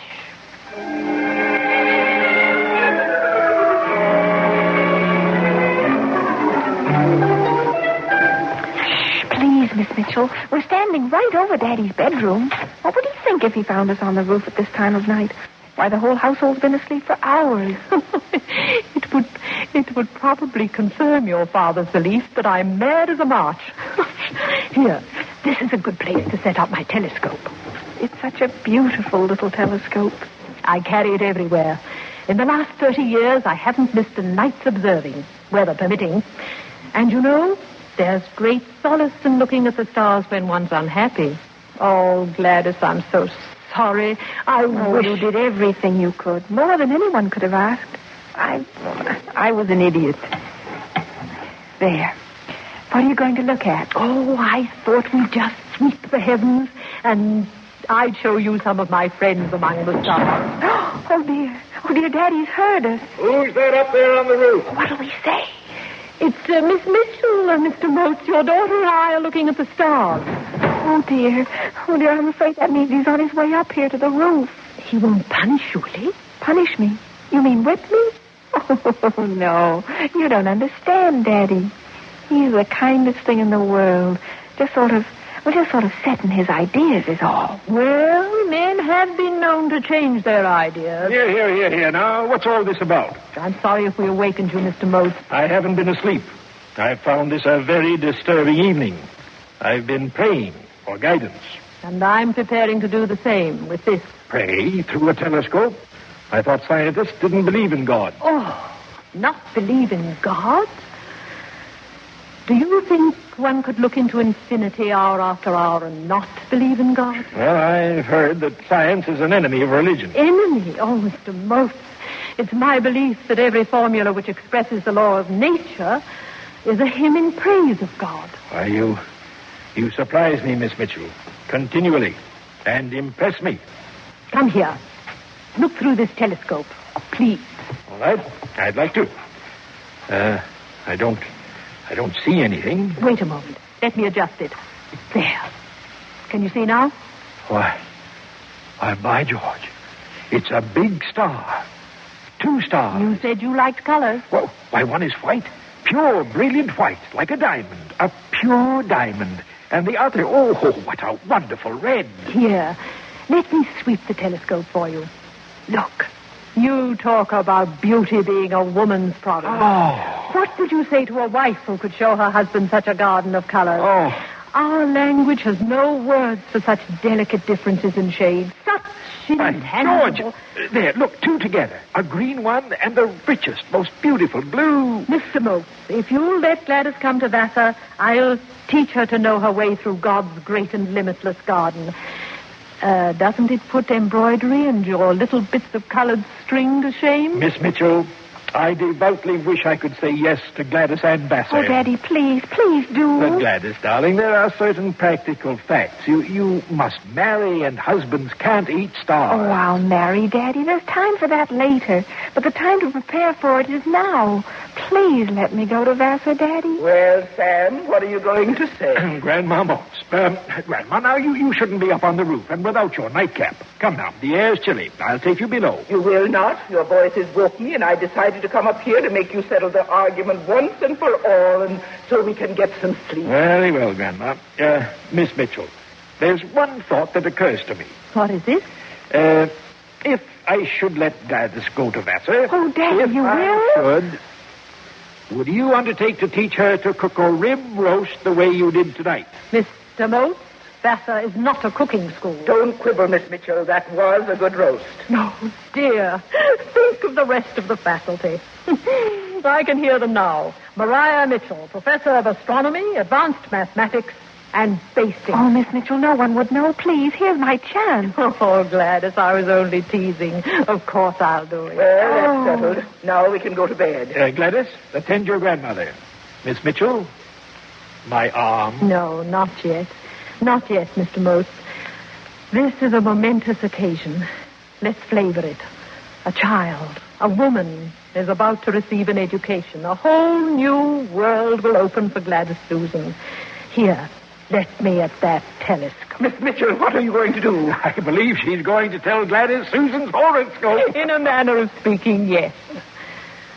I see for Gladys Susan and thousands of American girls like her a day when they will be freed from the enslavement of the needle and the kitchen, when they'll be proud to cook, to sew, to run their houses, but will be proud, too, that they have minds and souls as well as two hands.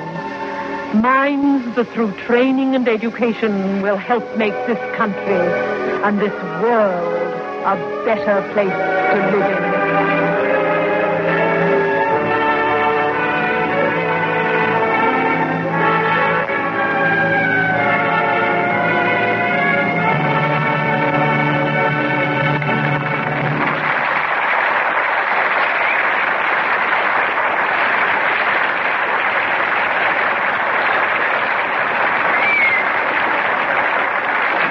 Thank you, Kathleen, June, and Gene Lockhart.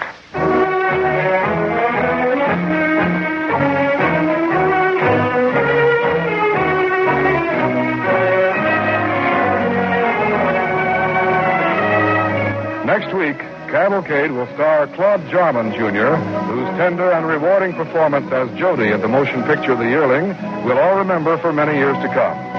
Our Cavalcade play will be a radio adaptation of Dale Unson's popular story, The Day They Gave Babies Away, the true and heartwarming story of a boy who played Santa Claus to his grown-up neighbors.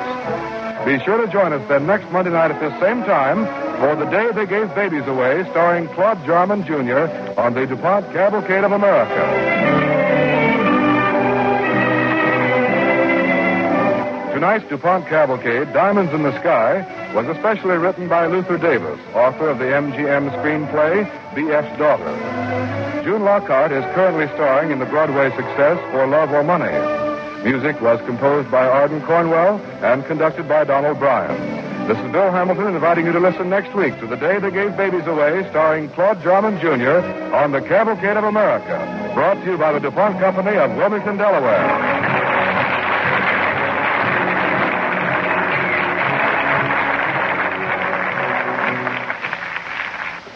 This is NBC, the National Broadcasting Company.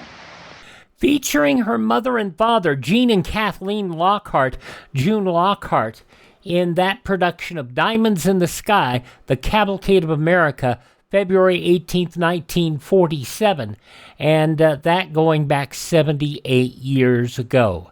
I'm going to skip now to the most recent radio production that I have of her, and that is an episode of the Sears Radio Theater. I know I don't like running anything past 1962 in this podcast, but I want you to hear it, because this gives you an idea of, even in 1979, and you've got to remember, at this point in time, she was 50 years of age almost. I don't run the numbers. She was born in 25, 35, 45, 50, 60, 75. Yeah, 54 years of age or so. And this was done and broadcast over American radio June 14th, 1979. That'll be coming up in just a moment.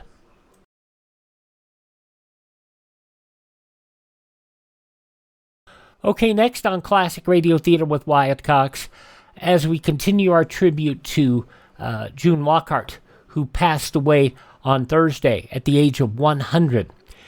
Something that we don't normally do, going into 1979, I should say. An episode of the Sears Radio Theater, the first half of A Piece of Flesh. This episode was originally broadcast June 14th, 1979, and I'm going to include all of the radio elements in this first half so you can hear how it exactly sounded on radio. I'm Andy Fisher, WNEW News. At 8 minutes past 10, time for the Sears Radio Theater. That's the theme from the Sears Radio Theater. Tonight, a program of love and hate with Cicely Tyson as your hostess. Here's a preview. What makes you so sure? Because it's the way you see yourself. Well, how do you see me? Trapped. In what way? You think there's only one way to make it. And if you can't, you'll drown yourself. The Sears Radio Theater will begin after this message from your local station. Hello, I'm Stan Martin. It's sad that many youngsters feel the only way they can make their mark on our town is with a destructive act or a smear of graffiti. One building on New York's Lower East Side stands apart from the others. Its walls are spotless inside and out. The youngsters who work and play there have earned the respect of the entire city, just as they've learned to respect themselves. I'm talking about the Boys Brotherhood Republic. The BBR has been helping underprivileged boys work their way out of the slums for almost 50 years. By giving them the responsibility of governing and policing themselves, the BBR helps create a set of values which guide its members all their lives. I know because I was a member from the time I was 6, and the BBR helped change my life. It's doing the same right now for hundreds of youngsters with no other place to turn but the streets. Help the BBR turn out solid citizens. Please send whatever financial support you can to the Boys Brotherhood Republic, 888 East 6th Street, New York, 10009. Thank you. This is Safety Vision, a quick and easy method for observing potential hazards in your home. Let's start by activating your safety scan. Carefully focus on your appliance cords and plugs. Check to see if they're damaged in any way, and if so, discontinue using the appliance. Next, you should focus on water. Check so that none of your plugged-in electrical appliances can be accidentally immersed in water or any other liquid. And avoid handling an electrical appliance with wet hands or when you are standing on a wet or damp floor. And finally, your safety scan should include checking for the UL label on all electrical appliances. That label indicates that the product design has been evaluated by safety engineers and complies with a nationally recognized safety standard. A public service message on behalf of Underwriters Laboratories and this station. This is Cicely Tyson. This is not a story of a hawk, but the people involved are not unlike raptors or birds of prey. Only the main hawk in our story does not hover over a mouse, talons reaching. The view for him is from the 12th floor of a Hollywood office building. It's been a long time since the man behind the ornate desk has been called a hawk. I thought I made it clear you were not welcome in this office. You are a hawk, Bert. You are a hawk. Will you get out of here? You're drunk. I've had it now for the last time. Get out of here. Hawk. You feed on living things. You are drunk. This is not a story about a drunk either. Greed, yes. Rapacity and avarice, yes. Money and power. Fame. The end justifies the means. In this case, the end is a commodity, one that can be sold for an extraordinary price. The commodity is not rare stones, or oil, or land. The commodity is human flesh. And that's only the beginning of our story.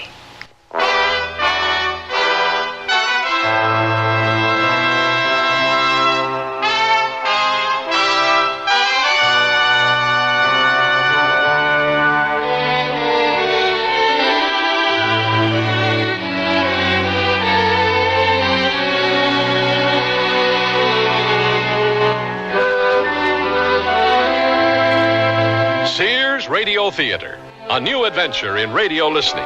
5 nights of exceptional entertainment every week, brought to you in Elliott Lewis' production of the Sears Radio Theater. Our story, A Piece of Flesh, by Barney Gerard. Our stars, June Lockhart, Vic Perrin, and Marvin Miller. The Sears Radio Theater is brought to you by Sears Roebuck and Company. Sears, where America shops for value. Sears National Automotive Sale. Dirt inside your shock absorbers can cause them to fail. Get Sears Heavy Duty Plus shocks with a self-cleaning wiper ring.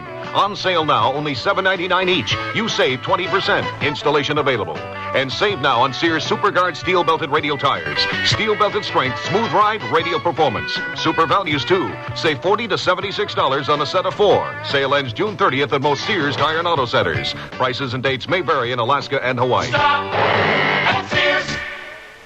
Come with me on a magic carpet ride to view Sears' Kismet Classic collection of rugs with the beauty and luxury of genuine Oriental creations. Behold, 13 exquisite patterns inspired by great masterpieces of Persia and the Orient.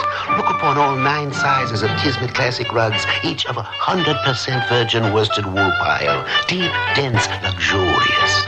Riding a rug is okay, but decorating with Kismet Classics is heaven on earth. At most larger Sears retail stores. The perfect match to strike this Father's Day. Your dad and Sears Classic Collection separates, all super values. Save $10 on the sport coats, $4 on the slacks or reversible vest. In solid tones that mix and match to give Dad many great looks. Like a 3-piece suit. Start with solid slacks, now $15.99. Add a solid sport coat, now $39.99. And reversible vest, $14.99. Each Classic Collection separate, chosen to fit Dad's build. Sale ends June 16th. Prices and dates may vary in Alaska and Hawaii. At most larger Sears retail stores.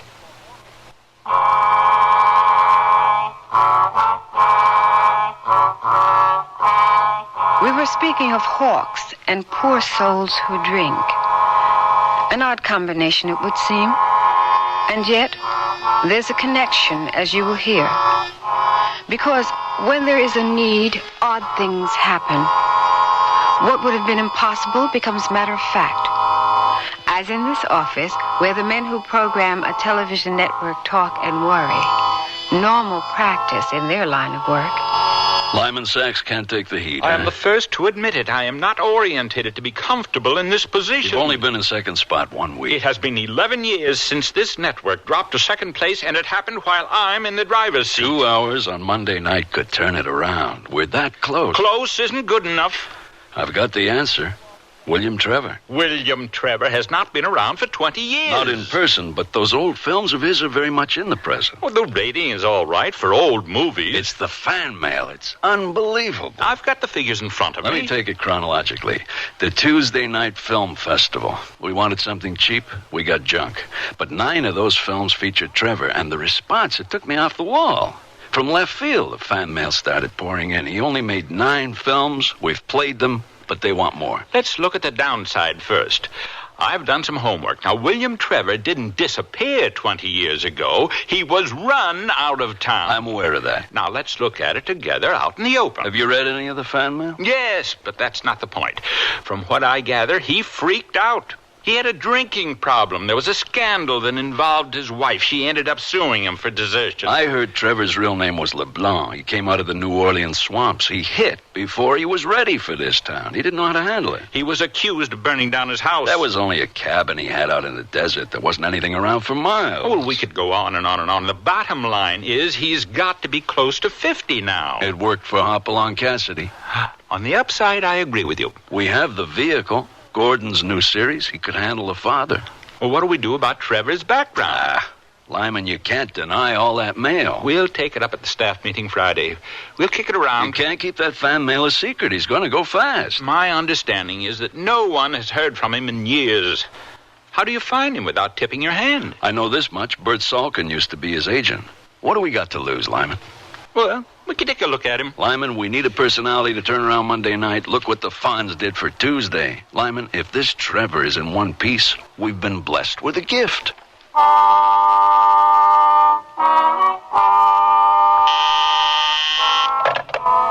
Bert Salkin's office. Oh, I'm fine, Mark. Yes, he's in. Hang on. What is it, Jan? Mark Holmby on one. Oh, put him on, then come in.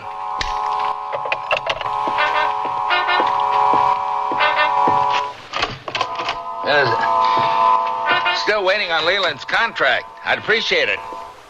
Who'd you say? Oh, sure, Bill Trevor. Sure. Oh, I see him 2-3 times a year whenever I go to San Francisco. Beautiful man. I love him.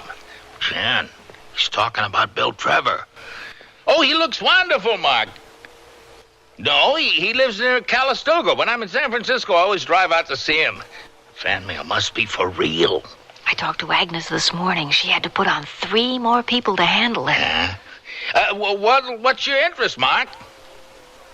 I see. He's curious. What a jerk. He must think I'm a 10-year-old boy.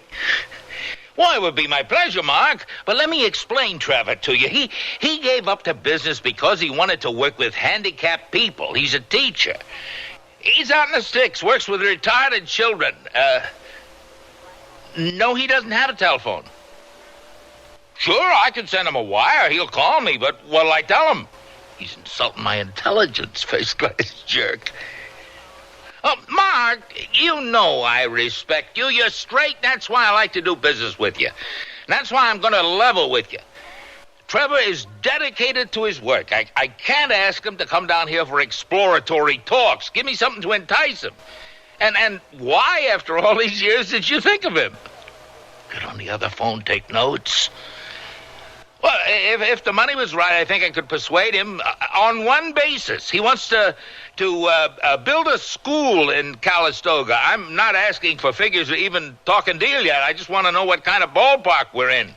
He's had offers before and turned them down. Well, what can I tell you? I saw him at Christmas. He's in great shape. He looks like he's in his early 40s. Mark... forgive me, I got a London call coming in I've got to take. Now, Leland's contract, he calls me twice a day. Will you get me off the hook? Thanks, Mark. Cash register bells are ringing, Jan.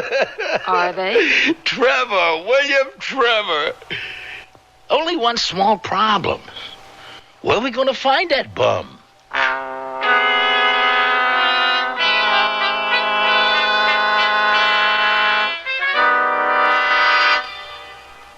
Watch the birdie. Oh, that's great. Your baby's wearing Sears sleep and play suit, right? Mm-hmm. And that baby stroller with the shovel handles from Sears, too? Right. Why Sears? Because Sears has what I need. Take Winnie the Pooh sleep and play suits. They have double fabric toes, a must for my infant Dynamo, and the stroller. That shovel handle lets me move the stroller easily with just one hand. But why the questions about Sears? Well, my wife's expecting. Oh, we get the picture. The T-shirt goes to great lengths and becomes a dress that's a super value from Sears. The T-shirt dress for $13.99 in a bright or soft palette of prints. A great get-together of interesting styles in easy care double knit polyester, sizes 8 to 18. Only $13.99 each, thanks to a special purchase. And a Sears special purchase, though not reduced, is an exceptional value. The T-shirt dress and other super value from Sears. Quantities limited. Prices may vary in Alaska and Hawaii. Nothing but the best for my dad. Like Sears Best Double Knit Slacks on sale for Father's Day. Regular cut slacks are just $13.99. That's $4 off. Choose popular solids and refined patterns in wrinkle-resistant double knit Fortrell polyester. Top off his day with Sears Best Short Sleeve Knit Sport Shirts. Also at $4 off. Now just $9.99. It's Sears Best for the best guy I know, Dad. Sale ends June 16th. Prices and dates may vary in Alaska and Hawaii. All items available at most larger Sears retail stores.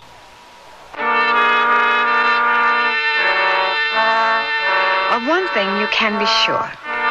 If you sell something you don't have, or in this case, something you can't locate, you've set up a grand set of obstacles for yourself. Where in the world are we going to find William Trevor? When was the last time you heard from him? 3-4 years ago. Maybe it was 5. Where was he? In the county hospital. What was he doing there? I didn't talk to him. It was some nurse. Don't look at me like that. Trevor was a pain, a real pain. What did the nurse say? Trevor wanted to see me. You didn't go down there? Of course not. I told you he was a pain. What could I do with a hopeless wino? Oh, what can you do now? All of a sudden, he's a commodity. He's hot merchandise. He can be cashed in. Should we start with the obituary files? Oh, don't talk that way. The Bureau of Missing Persons. We gotta be as cagey as Mark Holmby and that dope above him, Lyman Sachs. Even if we found Trevor, I don't have any contract on him. I threw him out of my office. He kept calling me a hawk. A hawk? Like I would eat living things. Yesterday's news. What is important, Trevor won't only bring a price. He can be used as a wedge. I'm listening. They can have Trevor for a price, but we also want monies for Trevor's company to develop new series which Trevor doesn't even have to participate in as an actor. This opens the door for my other clients, Leland, a few others. We use Trevor as bait. Then we give him back to the dump truck, and I will personally put the lid on. Oh, it's like that, is it? I want to use him in the worst way. I hate his guts. Why? He didn't know his left foot from his right. Well, I did for him. And he said I ate living things. Any friends or relatives we can contact? He didn't have any friends. And his wife would kill him on sight. Oh, we have to start someplace. Well, there should be some kind of record down at the county hospital. Jan, I don't want anyone else to know about it. Not even in our office. And if you do find him? I cash him in. The last time he was admitted here at County Hospital was December the 10th. He was released January the 5th. That'd be the most current. I could check back through the computer. Oh, that wouldn't do me any good.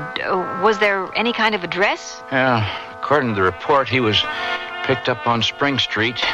The usual, DTs and all. My advice to you would be try all the flop houses. I will, and thank you.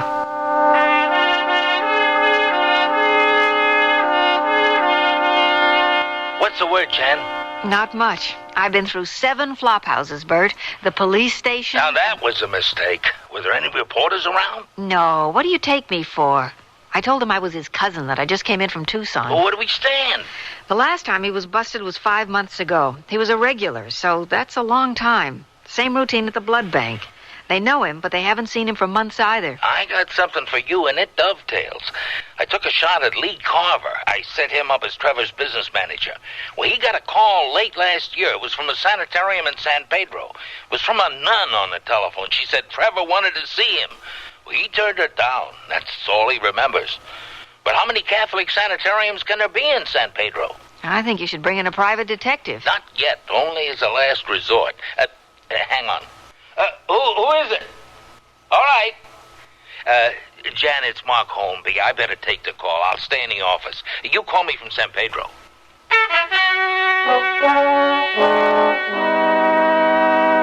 I'm here, Mark. When are you going to San Francisco? Oh, probably Friday. Looks like I'm going to have to be up there, too. I could meet Trevor then. Save a lot of time and travel. Good idea. I sent him a mailgram this morning. I want to make sure he's not on a field trip. You know, sometimes he takes those kids up in the mountains. As soon as it's confirmed, I'll call you back.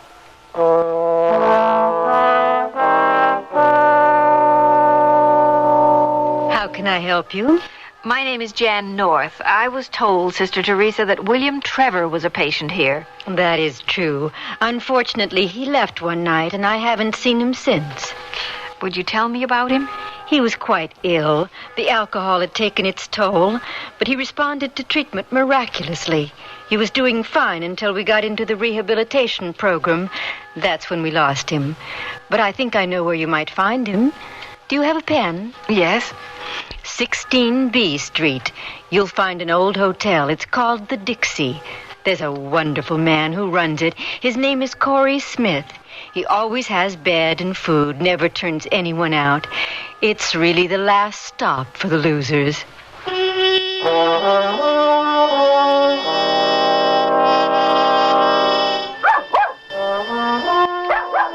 Now, stop that now. Stop it. Stop it right now. Fella. Oh. Excuse me, miss. He's not used to seeing a woman in the lobby. We just have men here. Are you Corey Smith? Yes. What can I do for you? Well, I'm looking for a William Trevor. Oh? He's not in trouble. Oh, then you know him? Well, I might. Well, I come here as a friend. Well, no, I don't invade their privacy. Oh, if I could just talk to him. Well, you could leave your name and a phone number. If I see him, I could give him the message. Do you know Sister Teresa at the Sisters of Hope Sanitarium? Oh, very well. Well, my name is Jan North. Call her. She sent me here. Oh, that's good enough for me. Is he here? Well, he likes to be on the roof. I let him take his blankets. The elevator isn't working. We'll have to walk up. Oh, that's all right. How long has it been since you've seen him? Oh, I've only seen him in films. I think I have good news for him. I hope so. Now, don't take just what you see. Yes, I understand. I hope you do. He's been beaten enough.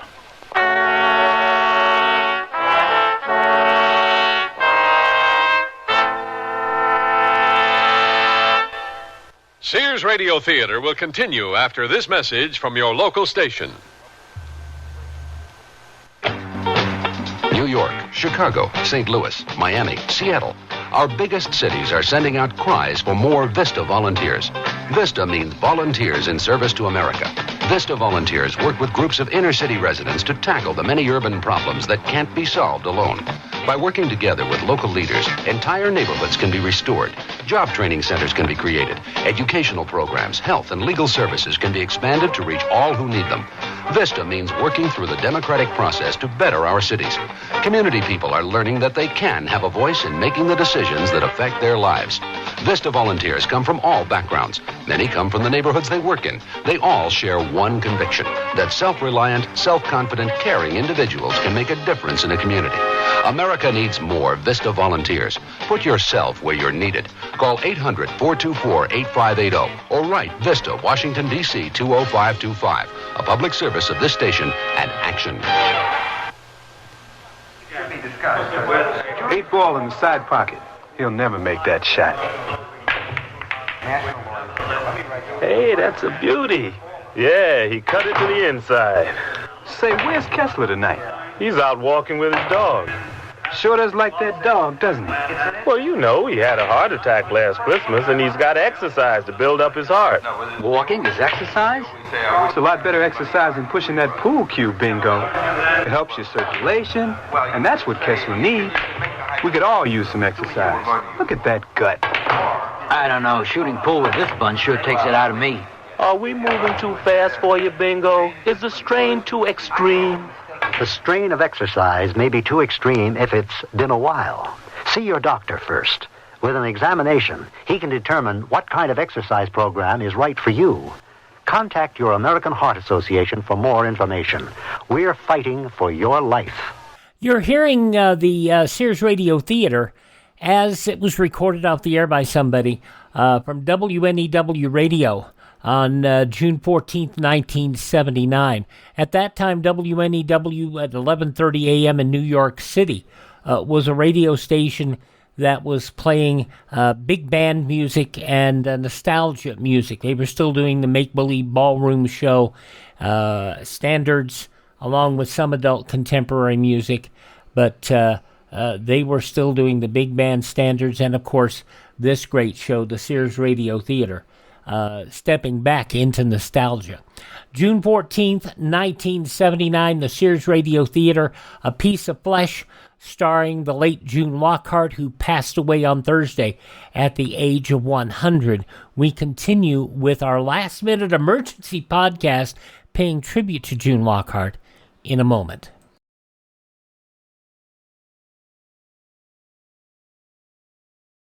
Classic Radio Theater with Wyatt Cox paying tribute to the late June Lockhart, who passed away Thursday, October 23rd, 2025, at the age of 100. An episode of the Sears Radio Theater, June 14th, 1979. In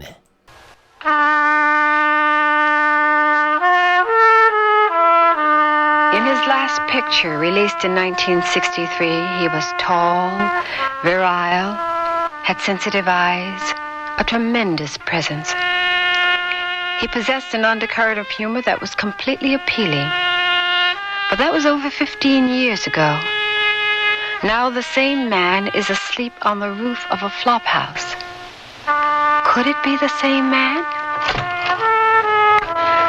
Watch your step now. Stay only on the boards, if you would. Yes, I will. Thank you. I don't see him. He's cuddled up next to the vent. Over there. Oh, yes. Oh, I see him now. Yes, he had quite a load when he came in, but he should have slept most of it off. Do you want me to wait? No, I'll be all right. Well, I'll be down in the kitchen if you want me. Thank you.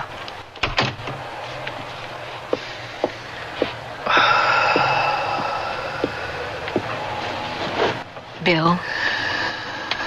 Bill?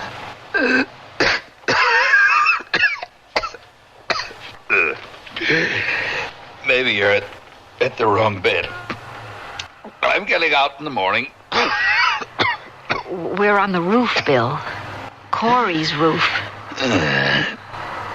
You got a cigarette? Yes. Yeah. I'll light it. Just leave the pack out. And... Why not? Oh. You're one of those. What does that mean? Go away. Wait a minute. I'm not leaving. I need $2 so I can stay here tonight. I'll give it to Corey. No. I'll do it. Where can you buy a bottle of wine for $2? Oh, around the corner. Are you in pain?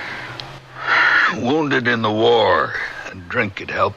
Bill, I'll buy you a drink. But spare me those trite lines.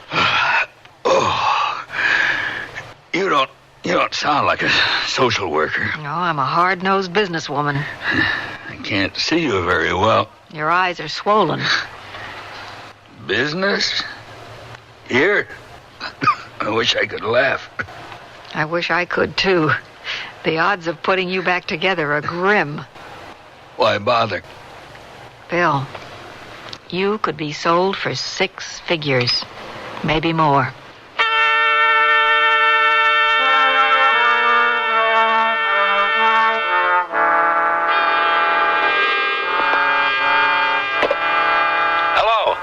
Bert, are you alone? Yeah, and give me some good news. I've had a rough day. I don't know whether it's good or not. I found him. Beautiful. We're home. He's a mess, a cadaver. We'll pump him up. Oh, with formaldehyde? Okay. I've been fencing with jerks all day. Where is he? And give it to me straight. Okay, but I'm not happy with any of this. He's in the back seat of my car. We're in San Pedro, and he's in the back seat because that's where I gave him the wine. He got sicker, and then he passed out. I'm going to take him to an emergency. No. Now, you listen to me. You know, I always think ahead. Drive up to Doctor's Ranch in Newhall. By the time you get there, I'll have made arrangements for whatever we need. And I'll be there waiting for you. Jan, are you there? Yes. I mean, are you with me? So far. I'll bring him to Doctor's Ranch.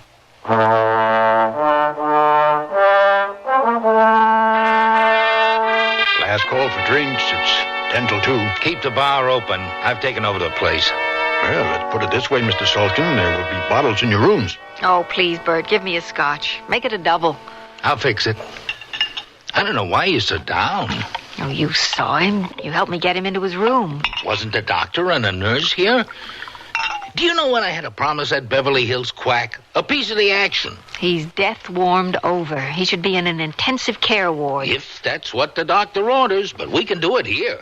Nobody comes up to this damn dude ranch anymore. Besides, I've tied it up for 2 weeks. We got it all to ourselves. What's going to happen when he comes to and sees you? I'll flash him dollar signs. Speaking of the almighty dollar, Dr. Torn is descending on us. Be nice.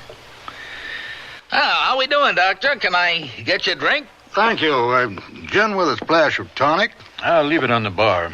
You can mix it. Good night. Yeah, I'll handle it. Well, tell me, Doctor, what do you think? Physically? Like I told you, that's all I'm interested in. 2 weeks? No more. 2 months would be better. I only have 2 weeks. What can you do? Physically? You heard me. Well, I can treat him, but we have to consider his attitude. Whatever you have to do. Just remember, 2 weeks from today, I'm going to expose him to Mark Holmby and Lyman Sachs. You're asking for a miracle. Late afternoon in the paternal room in candlelight. I'll bring him in and get him settled before jerks 1 and 2 arrive. I got to call into my dentist, and I've already talked to Jay Loren, the makeup man. He's a genius. Well, he'll walk and talk, but I can assure you that his hands are going to be shaking fiercely.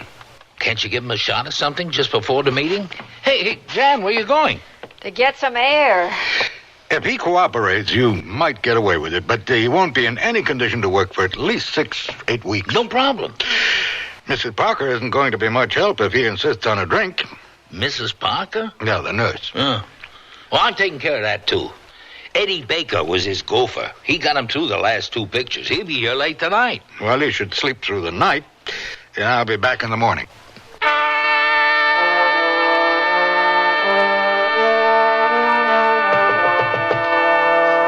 Come in. How is he, Mrs. Parker? He woke up early this morning, then he went back to sleep. I'm awake. Excuse me, I'm going to get some coffee. How did I get here? I brought you. I don't remember. Did you tell me? Never mind. I know this place. Where am I? Doctor's Ranch in Newhall. I don't believe it. Why? Because of me, Bill. That's why you are here. Predator, raptor, hawk. I can help you. I just can't believe there's something left that you want from me. Are you with him, Streetcar? Streetcar? He has to have a name for everyone. Bill, I want you to listen to me. He's gone back to sleep. Bill. He needs the sleep. Where's the nurse? Went to get some coffee. And Eddie? Having breakfast. I don't want him left alone 1 minute. And why don't you chain him to the bed? If I have to.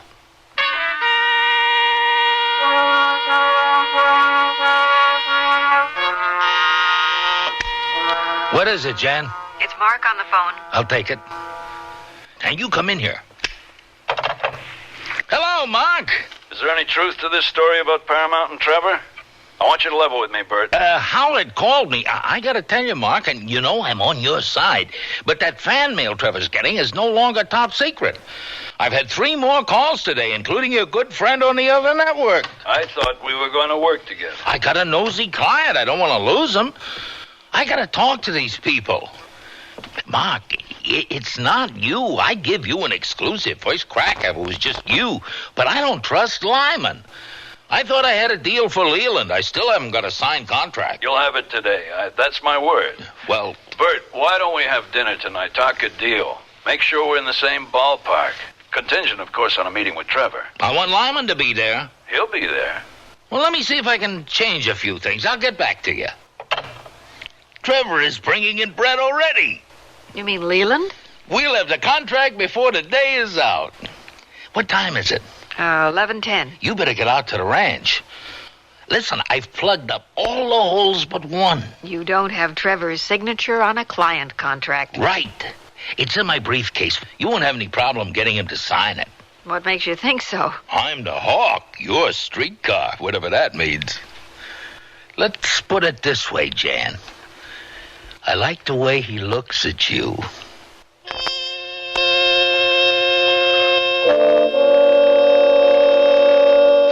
Where's Bert? In the bar. What's bugging you? What's not like before, drying him out. I think he should be in a hospital. If something happens, we could be nailed as conspirators. That goes for you too, Jan. Do me a favor, Eddie. Keep Bert in the bar. You got it.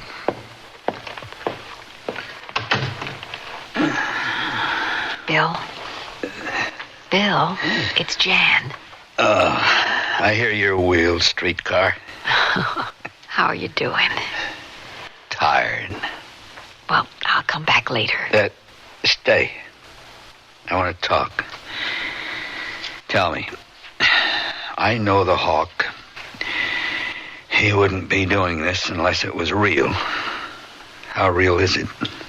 Very real. Hard to believe. I know. Do you want it?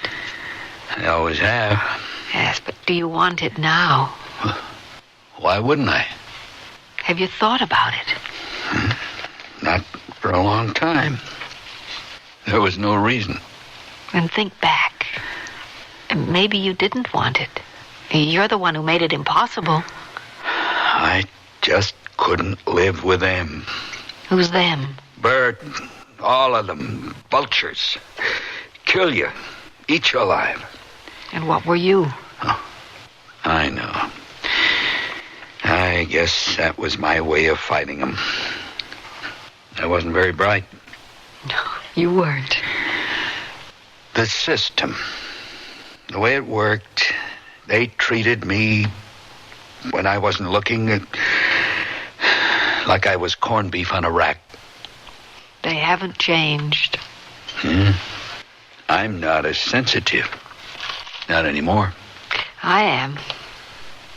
You're here. Next week I'm giving Bert notice. Now that's just between you and me. I'm going to Seattle. Seattle? What's better up there? I'm going to build a boat from scratch.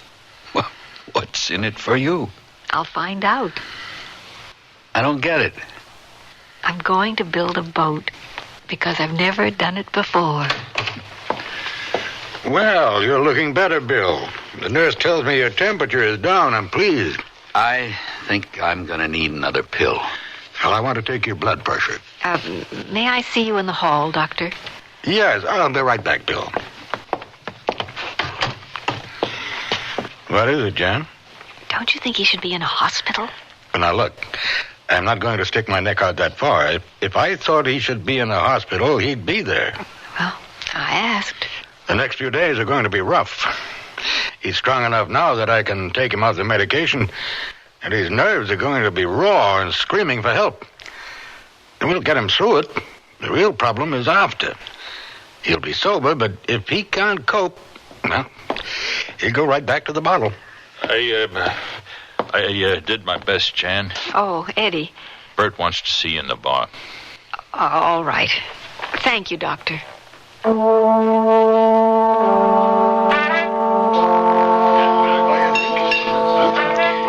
Want a drink? No. Did he sign? I didn't get to discuss the contract. Well, I've got to have it. How can I make that meeting tonight? Dr. Torn came in before I had a chance. It's got to be today. I don't want to be in a position of selling something I'm not sure I own. I hear you. I'm getting bad vibrations from you. Something is coming down. What is it? Well, to quote you, Bert, everything is timing. When it's time, you'll be the first to know. That really makes me trust you. You don't trust me anyway. Who cares? I do. Well, let's not get personal. I don't talk about my mother, and I don't want to hear about your mother. Then don't question how I say hello to you. What about the contract? As soon as the doctor leaves. The contract came in for Leland. So we're swinging, huh? Don't forget it. He'll sign. But don't you forget. It will just be a piece of paper.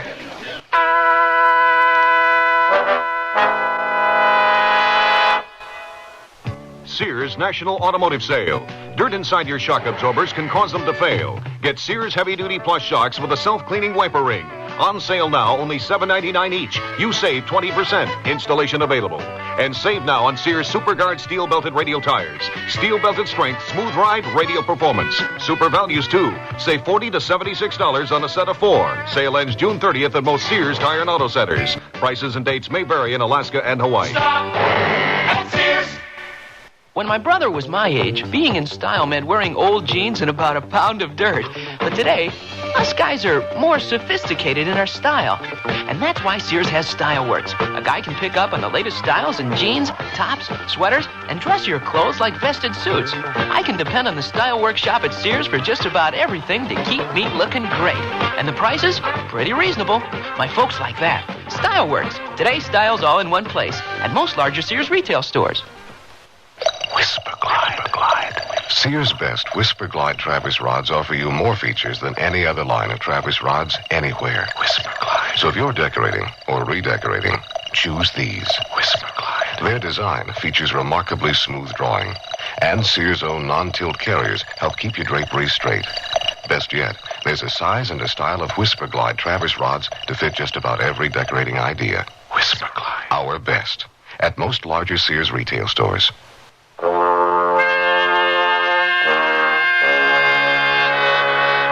Cicely Tyson again. And here's the concluding act of A Piece of Flesh. Sit down, Jan. I'm calling the ranch. I want a progress report from Eddie. Hello, it's Bert Salkin. Put Eddie on the phone. Do you realize, Jan, we've only got tomorrow left? The day after, we cut him loose. I told Mark I was picking Trevor up at the airport, and I take him right to the Paterno room. Eddie, how's he doing? Oh, he was up most of the night pacing, but that's par for the course. Yeah. He finally falls asleep about 5 in the morning, but he's up at 8. How's his hands? Not good. He's got to go back to the dentist at 3. I tell you, that trip to the dentist yesterday made him very tight. Oh, you can handle it. Has he asked for a drink? Not really. What does that mean?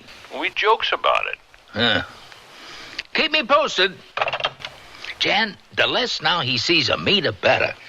I want you to go out and stay at the ranch until I'm ready to pick him up. All right. The makeup man will be there at 7. Doc Torn will come in at 11 to give him a shot, just to quiet his hands and relax him. I'll be there at 11:30. We'll talk periodically on the phone. You want me to go now? Eddie's not too bright. I'd feel better if you're there. Okay, I'm on my way.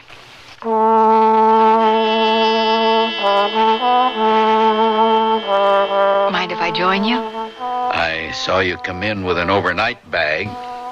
You gonna help Eddie babysit? Oh, you could call it that. Have you given Bert notice? Day after the meeting. That's my commitment. What happens after you build the boat? I'll sail someplace. Where? Oh, I don't know. My main interest is to set my compass.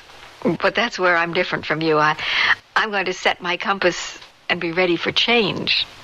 You're stuck with permanency. That's news to me. You have this self-image you've got to project and maintain, even if it's going to make you miserable. It's the way you think you see yourself. You got that image when you were very young.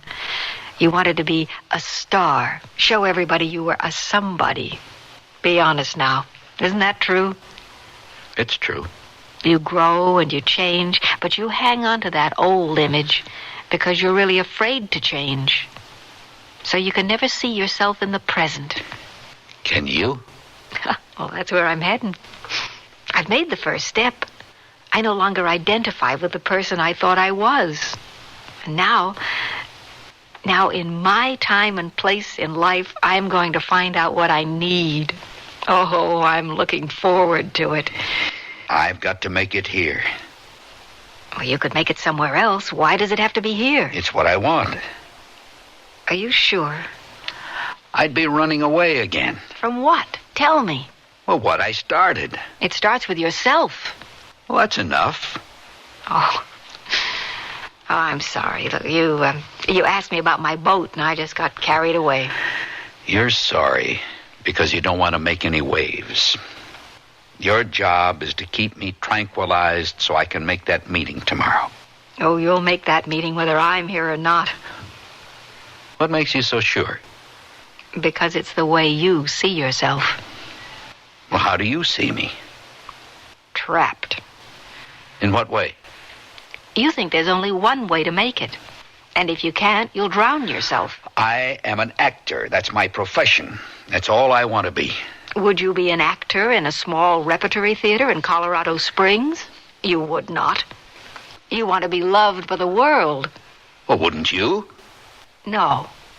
First, I want to love myself. Then I want to be able to love somebody else. And who knows? From there, I might be able to go out and love the world. And they'll love you back.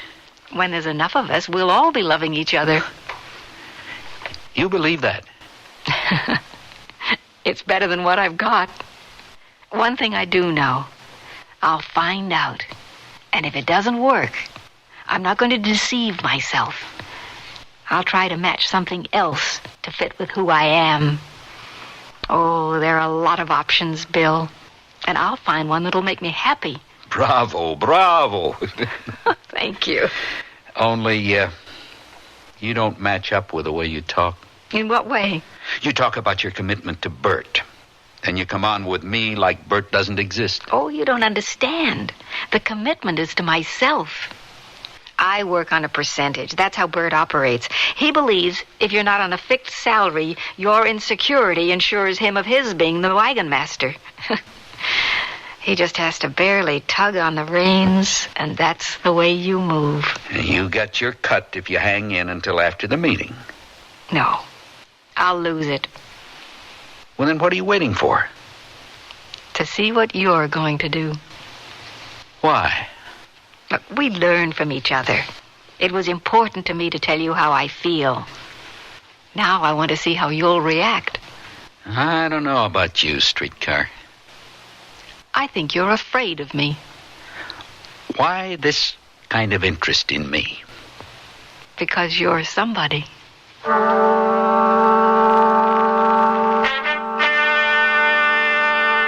Operator. I want 555-2055. Mr. Trevor, call and collect. Bill, what are you doing? I'm calling Bert.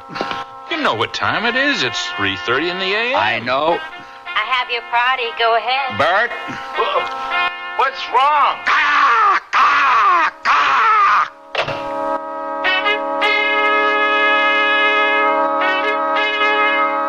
What time is it now? 4:45. He should be here any minute. I can hear him coming down the hall. Like I told you, he didn't take time to change his socks.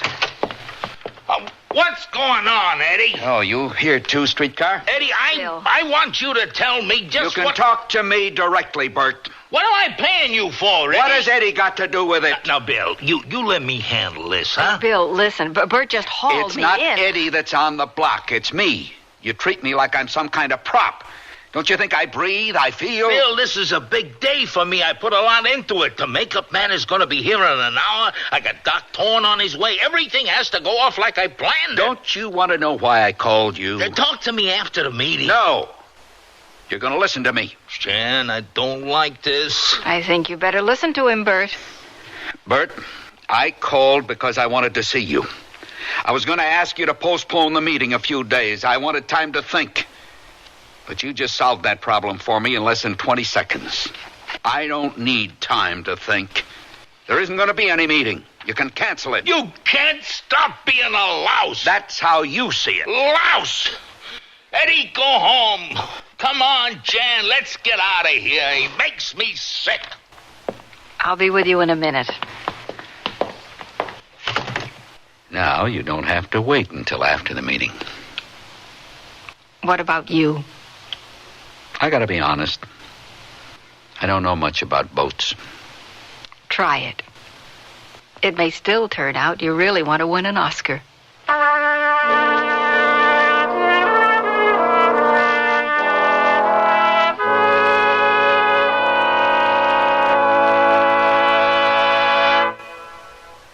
My dad's power hungry because he's anxious to tackle new projects with power tools for Father's Day. At Sears, find super values in a Craftsman reversible drill, saber saw with manual scroller, and dual action pad sander, each at $20 savings, now just $29.99. And check Sears heavy-duty router with case at $43 savings, based on regular separate prices in Sears' current power hand tool catalog. So this Father's Day, let Craftsman satisfy your power-hungry dad while you save money at Sears. Prices may vary in Alaska and Hawaii.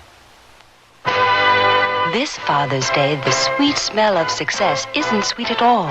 For when you give that exceptional man in your life a gift of English leather or British sterling fragrances from Sears, he'll smell of success, simply and wonderfully. Their manly scents, musky, spicy, mellow, distinctive. English leather, British sterling. Choose these or many other popular men's fragrances at Sears. Dad's always been willing to give you the shirt off his back. So this Father's Day, show Dad how much you appreciate him with a luxurious-looking dress shirt from Sears. Ultressa dress shirts, now 25% off. They're handsome, short-sleeve, perma-pressed shirts of easy care Dacron polyester. Yet Ultressa dress shirts have the look and feel of silk. Choose from solids, patterns, and textured solids, all at 25% off. Now $7.49 to $10.50. Sale ends June 16th. Prices and dates may vary in Alaska and Hawaii. All items available at most larger Sears retail stores.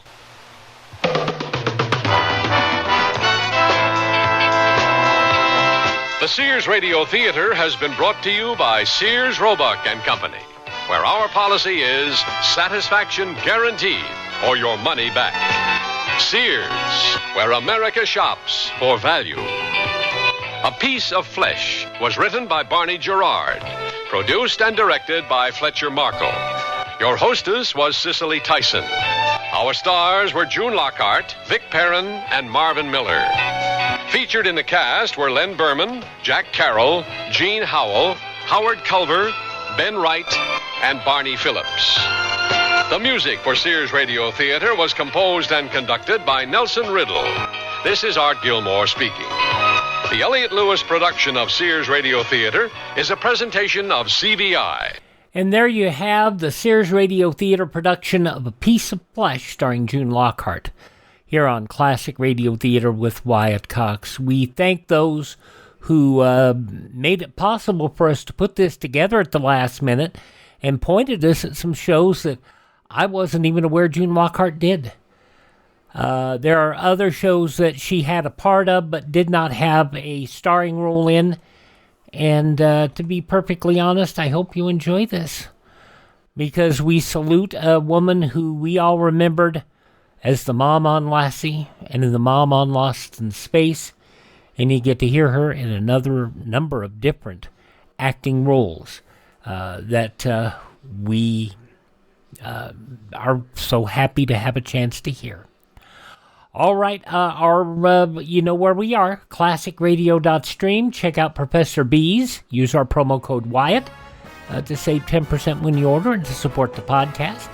And we will be back with our regular podcasts all along here on Classic Radio Theater. Thank you for joining us for this special podcast. I'm Wyatt Cox.